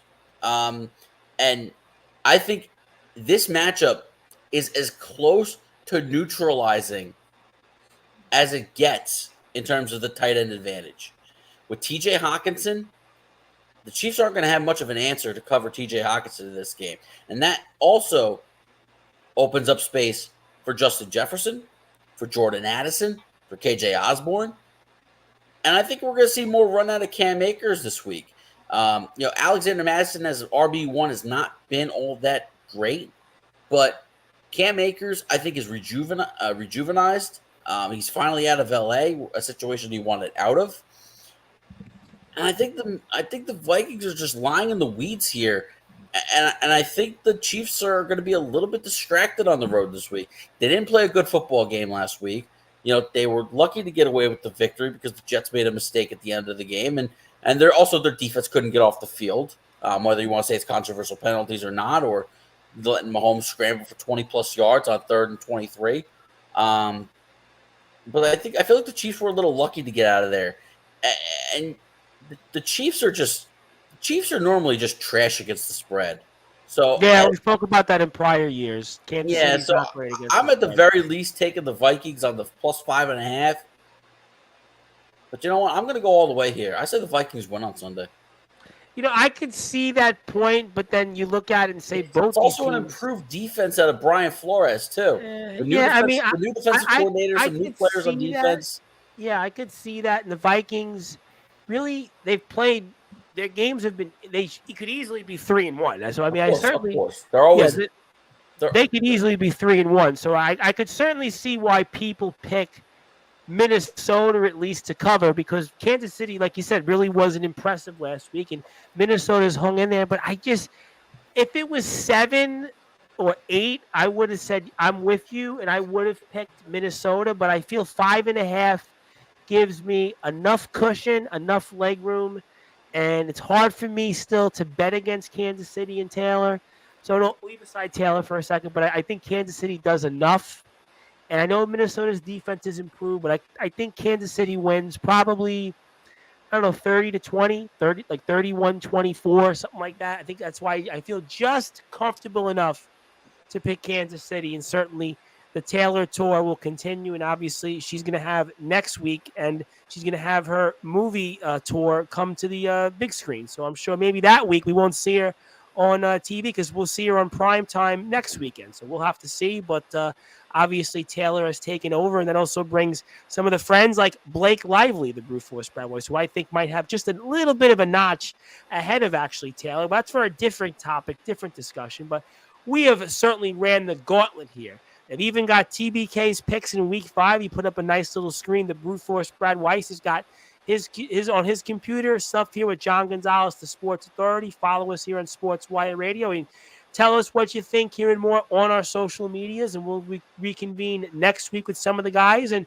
we'll see how everybody did. But obviously it's going to come down, certainly, I have a feeling, to the wire. But let's get to closing thoughts. I'm going to go with you, TBK, first. So I'm going to give you some closing thoughts, and anything else you want to plug, share, or say. Obviously enjoying the Be More Talkative shows on Sportswire. I'm going to play it throughout the weekend. I know you'll have a show for us here coming up on Monday. Each and every Monday we get a show from you. So I turn it over to you, my friend. The floor is yours. Fire away.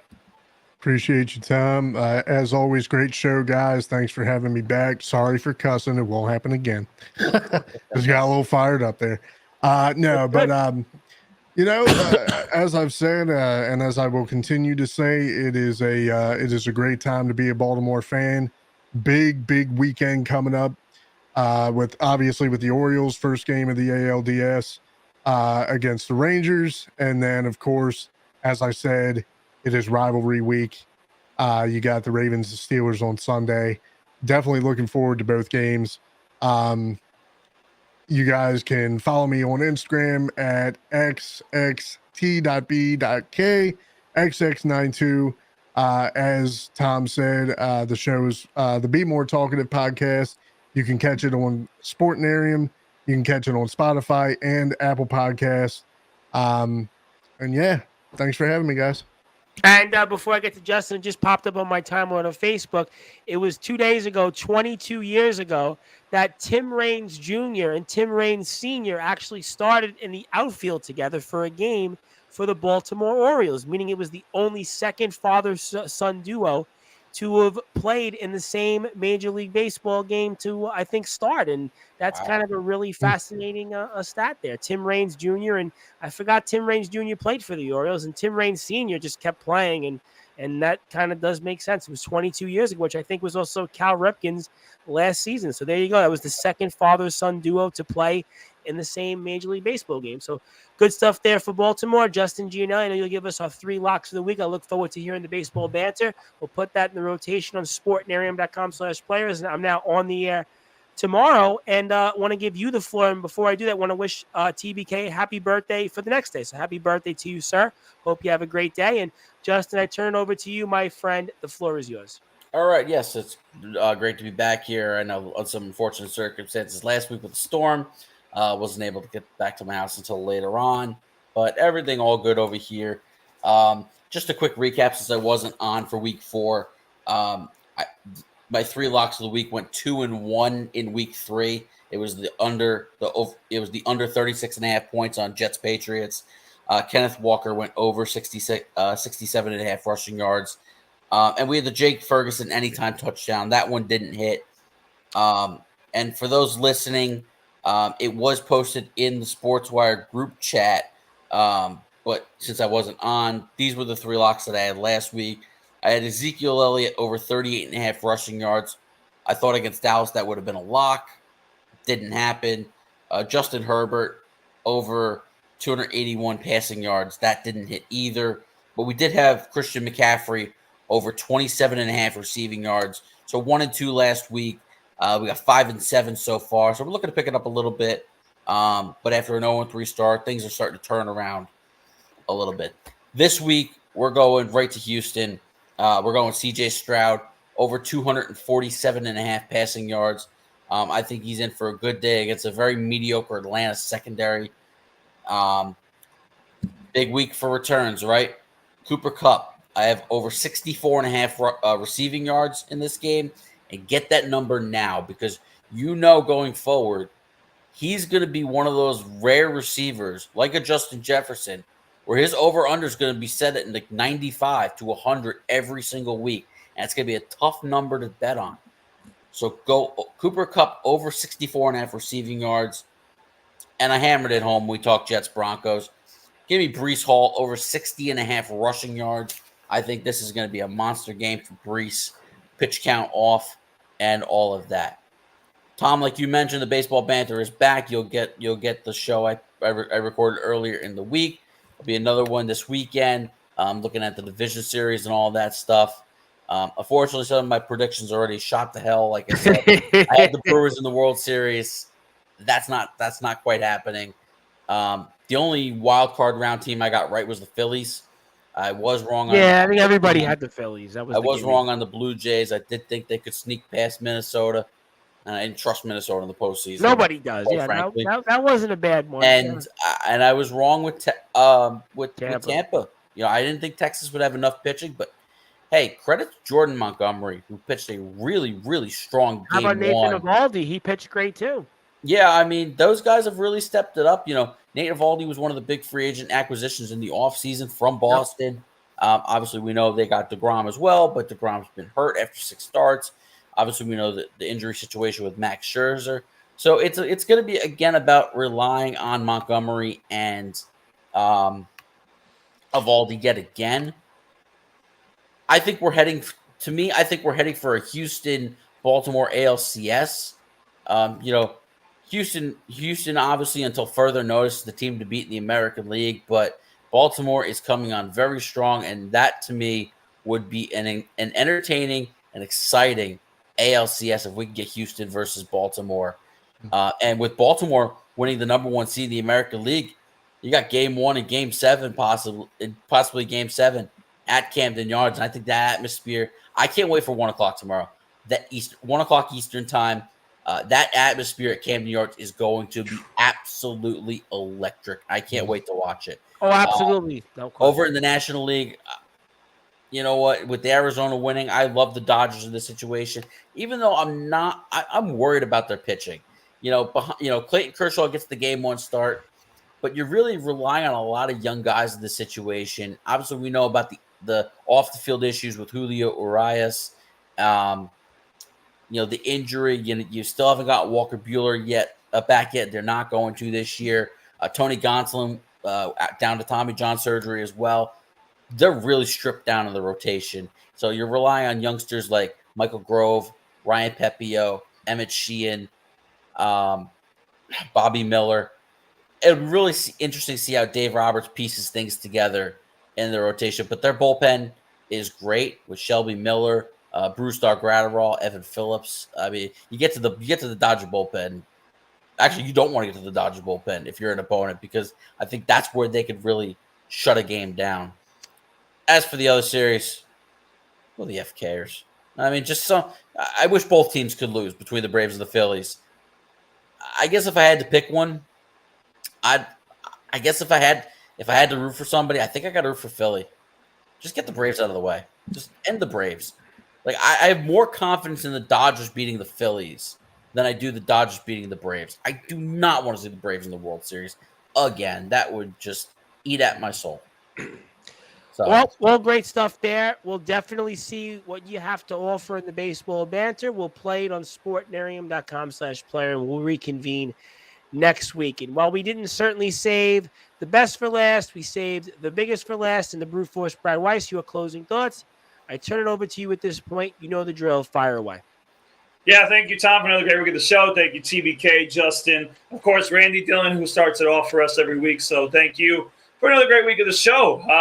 I love this, Tom, by the way. We got all my social media plugs there. You can follow me on Instagram at bweiss20 and at Coach Brad Weiss on Instagram. You can follow me on Twitter at BradWeiss20 and searching Bradley Weiss on Facebook. So I do have a lot to say today in my closing thoughts. I'm first going to address myself. So tomorrow I'm going to be in Brooklyn, in the Crown Heights section of Brooklyn. Oh, nice. We have a tournament at the Major R. Owens Community Center, as well as the Uncommon Charter High School for Zero Gravity. Myself, a few level up teams, and also, as I mentioned earlier, Matt Hurd with his Long Island Sound team are going to be in the tournament. So we'll be seeing each other throughout the weekend, competing in the tournament. So I'll be in the neck of Brooklyn all weekend long. So I'm excited for the first. That's where Anthony McLean is from, Crown Heights, not too far from there. I'm getting to him in a second. So certainly, I'm excited for the first tournament of the year. My 6th and 9th grade teams will be competing. We've been practicing the last few weeks, so hopefully we can get ourselves a good first tournament and hopefully a first championship of the year. Speaking of championships in Brooklyn, ladies and gentlemen, I'm about to make my most important pick of the night, okay? And that is for a team that is in the WNBA Finals, okay? And they have earned it. They are ready. They are prepared, and they're going against the big dogs who won it last year, or the 1 seed. Everybody says, oh, they're this, they're that. Well, don't forget that the New York Liberty have won 3 out of 5 games against the Aces this year. Okay, Oh. And they are a team that is playing very well. And we talk about this all the time with having, we talk about the Cowboys and their cupcake schedule to start the season. Well, do you know that with the Liberty, they played the Mystics, who are a championship caliber team. They played Connecticut, who is a tough damn team to get past. They have played 2 extremely difficult teams in the first 2 rounds, where the Aces have kind of gotten a little bit of a nice cushion throughout the playoffs. Okay, the Liberty are battle tested. They're ready, and they're ready to take down the Aces. And I'm going to make the pick. Okay, and everyone knows where I'm going. But the New York Liberty are going to win the WNBA championship this year, the first in New York Liberty history, and they're going to do it on the Barclays Center floor the day before my birthday in Game 4. And I'm certainly excited to be celebrating on my birthday. You're going to have to break the bank for that ticket if you're going to go there. Listen, I'm going to do whatever it takes, okay? Because James DeSimone wants to be there on Sunday, okay? My parents want to go. Everybody wants to go because the New York Liberty are legit. They're an exciting team. They're I hope Wade's going to get you a discount. That's all I'm going to say. All I'm going to say, Tom, is listen, we've been starving for some sort of championship caliber team here in New York. The New York Liberty are taking that, and they're going to run with it over this year and future years to come. So I'm really excited. Well, this is certainly for a franchise that's been in the league 27 years. This is their first finals appearance. Now, Brad, forgive me for not knowing this. What is it, a best of 5? It is a best of 5 series. Okay. So the first 2 are in Vegas. Listen, we played 3 games there. We won 1. The 1 game was the Commissioner's Cup, and we went out of there successful. So, listen, I think we have a good chance of winning one of those games. And if we do, we've taken care of them at Barclays Center both times. And I think that we're going to do that job with our crowd that we're bringing. I mean, Barclays Center is going to be filled from top to bottom in all those games. So it is going to be very exciting. It's the first time that they've had any chance to win this is the first time they've ever done that, and they're already almost selling out. So it's going to be really exciting stuff. And again, I also want to congratulate the WNBA for getting an expansion team as well. Golden State is going to be expanding to get their WNBA team starting in 2025. So really exciting stuff. Speaking of exciting stuff, they'll play at the Chase Center then? Yes, they'll play at the Chase Center. Yeah, which is, again, a world-class arena, world-class organization. So it's a great organization. And you opened up the San Francisco market now. Oh, 100%. There's a lot of women's basketball supporters there. You got schools like Stanford, who's been a world-class. Oakland, in the women's game, Oakland area. Yeah, so there's a lot of women's basketball over there, and to just have a team there and just to expand the league just shows the success that it's having right now. So it's really good. And like I said, speaking of success and good things, I want to give you props, Tom Bryce. You had 2 really good interviews with Coach McClain. All right. And also, of course, the man behind John Jay, of course, and a man who you, Tom Bryce, mentioned my name a lot with, because I got to hear that you really, really, really wanted to do a Plainview JFK game this year. Yes, because John is actually doing high school basketball now. So I wanted to talk about that, by the way, because we hadn't addressed it. I didn't come back, but I wanted to talk about it. So first of all, John Perez, great interview. I got to listen to the whole thing. He did a great job. Yeah, He's really the man. John, by the way, talked about listening to us on the air, by the way. Did you hear that? Yes, I got to hear that part, and that felt pretty good. That was pretty cool to hear from somebody like that, and especially somebody with that type of voice. He's going to have a really good future. John's the man. John has been a supporter of ours, I want to say, since I started. I mean, he's like the man, John. Yeah, so what I want to say is this. First of all, I've known about Varsity Media for years now. I actually watched multiple different broadcasts, especially during basketball season, and they were covering. They had a deal with Syosset High School for a couple of years. I don't know if they still have it, but they had it, and we would watch Syosset on Varsity Media all the time to try to get how they're doing and watch other teams. And I've watched a few of their showcase games as well, and I've heard John Perez's voice. So. Listen, Varsity Media is a great platform. One thing I was devastated about is when I was in high school, we had MSG Varsity. We had FiOS 1. And if one of my earlier interviews with John, we spoke, I think it was the first time I interviewed John, we spoke about losing MSG Varsity. Oh, MSG Varsity was fantastic. I thought that was really good. I thought FiOS 1 did a good job covering high school sports. That was Mike Quick's baby.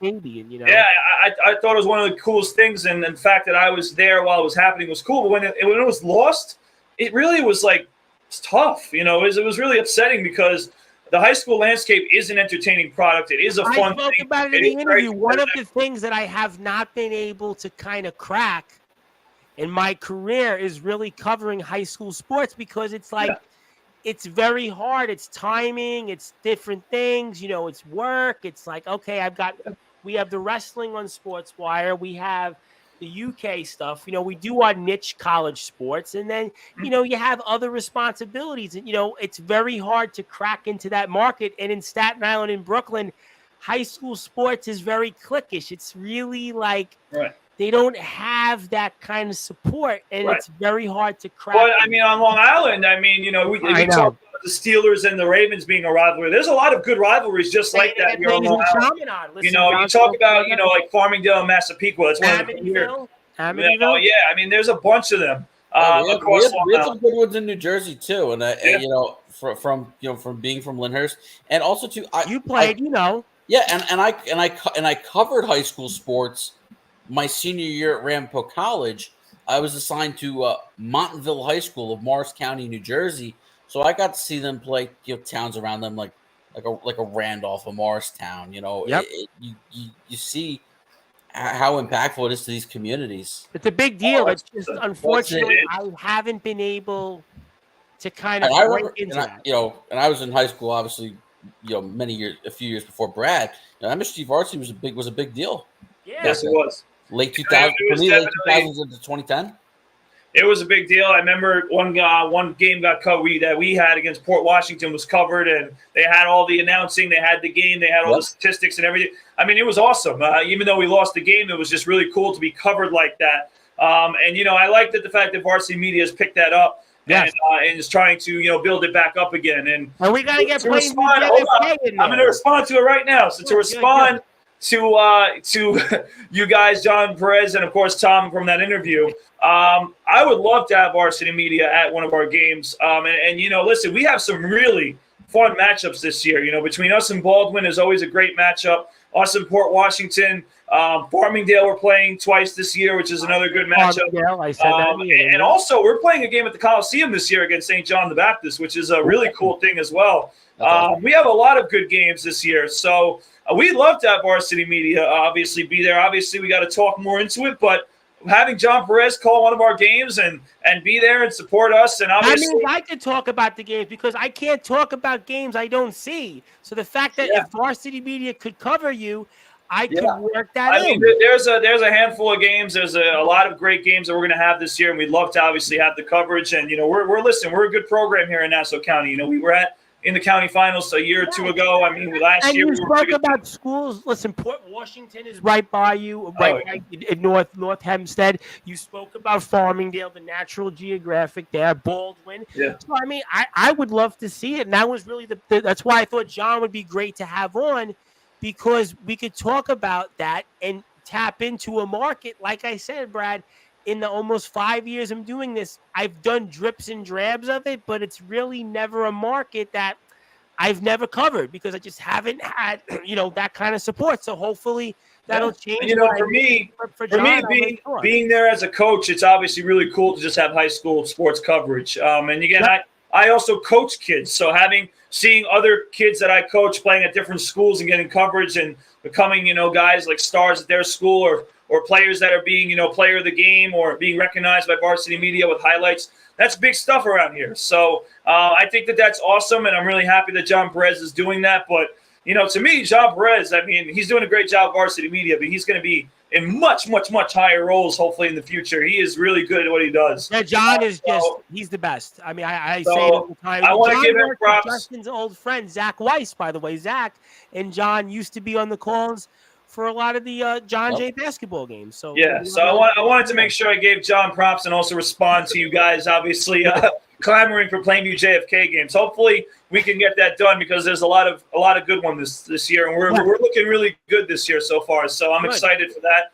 And the rest of what's going on with Level Up this weekend, Long Island Nets, we have a fan fest coming up. We have the start of the season coming up. So there's a lot of good things going around, especially with basketball. St. Joe's we covered last week with the games coming up. So I'm extremely excited, and I want to give props to those guys who did great interviews. And thank you, Tom. And the last thing I'll leave you guys with is let's go Liberty. Well, we'll certainly see on all that. Obviously, we're looking forward to resuming college basketball coverage as the season kicks off November 6th for our Golden Eagles. I think everybody else is right around that same time, and we'll certainly have a lot of coverage coming up in the month of November, and I'm sure Mr. Brewforce, when your schedule allots, we can work with some of the guys, obviously, from St. Joe's and some other people. I know Five Towns College is going to come back. We're going to get the coaches from the soccer teams, and the basketball teams are going to join us because basketball starts when soccer ends. So we'll do them. They'll be back in the rotation for us, both coaches, and great stuff for the Brew Force. You can follow the Brew Force on all those platforms. And before we go, speaking of Five Towns College, I actually have to kill somebody from the men's soccer program that was supposed to play against Five Town. That's from Vaughan College. Now, I got this from a little birdie, and I promised to put this out there. And apparently, it looks like one of the coaches had told a little birdie that's the coach over at the Five Towns men's soccer team that apparently that their students were having quote-unquote class conflicts with the scheduled time of the game and will not be able to miss their class for the game. And also several players called out due to sickness. Cold flu wouldn't feel well, and they wouldn't be able to travel enough players for a 4:30 start game. That's an absolute abomination because those players, they knew that they were supposed to play Five Towns at least 2 months ago. So to me, this sounds like a cop-out that Vaughan College didn't want to play Five Towns in our men's soccer team because they knew that the men's soccer team was number 9 in the USCAA standings, would have kicked their butts probably 7-0, 8-0, 9-0, 10-0. It would have been a landslide, kind of like what we're going to see between the Dolphins and Giants, and it's an absolute abomination. So I just want to go on the air, on the record, as the host of the Sports Report, the owner of Sportzwire Radio, your voice of all wrestling, the Reverend Tom Bryson, just want to say it's an absolute abomination. Shame on you, Vaughan College, for not showing up, for forfeiting, and certainly I hope that you have the very poorest season going down the rest of the stretch. And I certainly know our boys are going to take care of action next weekend because they're not going to get the same team that's going to call out and basically say that we don't want to play, because that's chicken scratch, and that's all I'm going to say about it. But in the meantime, follow the Five Towns men's soccer team, FTC men's soccer, and give a shout out to our women's soccer team, FTC women's soccer, and shout outs to the Five Town Sound men's program, especially from Coach Vicina, Coach Littman on the women's side, and 5towns_sound on all social medias. But obviously, I want to get off the air because I'm really struggling here, and I'm obviously a little under the weather. But I want to thank Anthony McLean, as you spoke about the Brute Force Brad Weiss. He got us to a lot of new audience out there, a lot of new listeners, especially on Instagram. I think between John's clip and Anthony's clip, something like 5,000 followers out there. Listen to those clips. That's great stuff. We'll have more coverage on the head. And I want to say hello. We're on the air so long. I want to say hello to Skulls, the Soul Hunter. TBK knows who he is. He's here from California, 950. But Skulls, I hope you're doing well. Definitely hope to see you out there soon, my friend. But in the meantime, we were here on Sportswire Radio speaking all the latest happenings here in the world of sports with the host of the Be More Talkative podcast, Mr. TBK, who's celebrating a birthday. Happy birthday to you tomorrow. Justin Gianelli of the Baseball Banter Show is resuming our coverage here on Sportswire Radio. And, of course, the man's 27th all-time in rebounds. SJLI Golden Eagles men's basketball history near the top of the list all-time in block shots. Hopefully see him on Varsity Media real soon. He'll also be on the court at the Major RO1 Center. I wish I could be there, Brad, this weekend, but unfortunately I'm sick, and I don't want to get to all your players sick. But certainly I want to say hello to you, though, on the court. Wish you well in the New York Liberty. Also, Brad Weiss does great things for the Long Island Nets and Level Up Basketball. My name is the Reverend Tom Bryce, your man behind Sportswire Radio. I'll be back tomorrow night with Anthony Steele, the real deal. But until then, good morning, good afternoon, good evening, wherever you are, on the number one global radio station that is Sportswire Radio.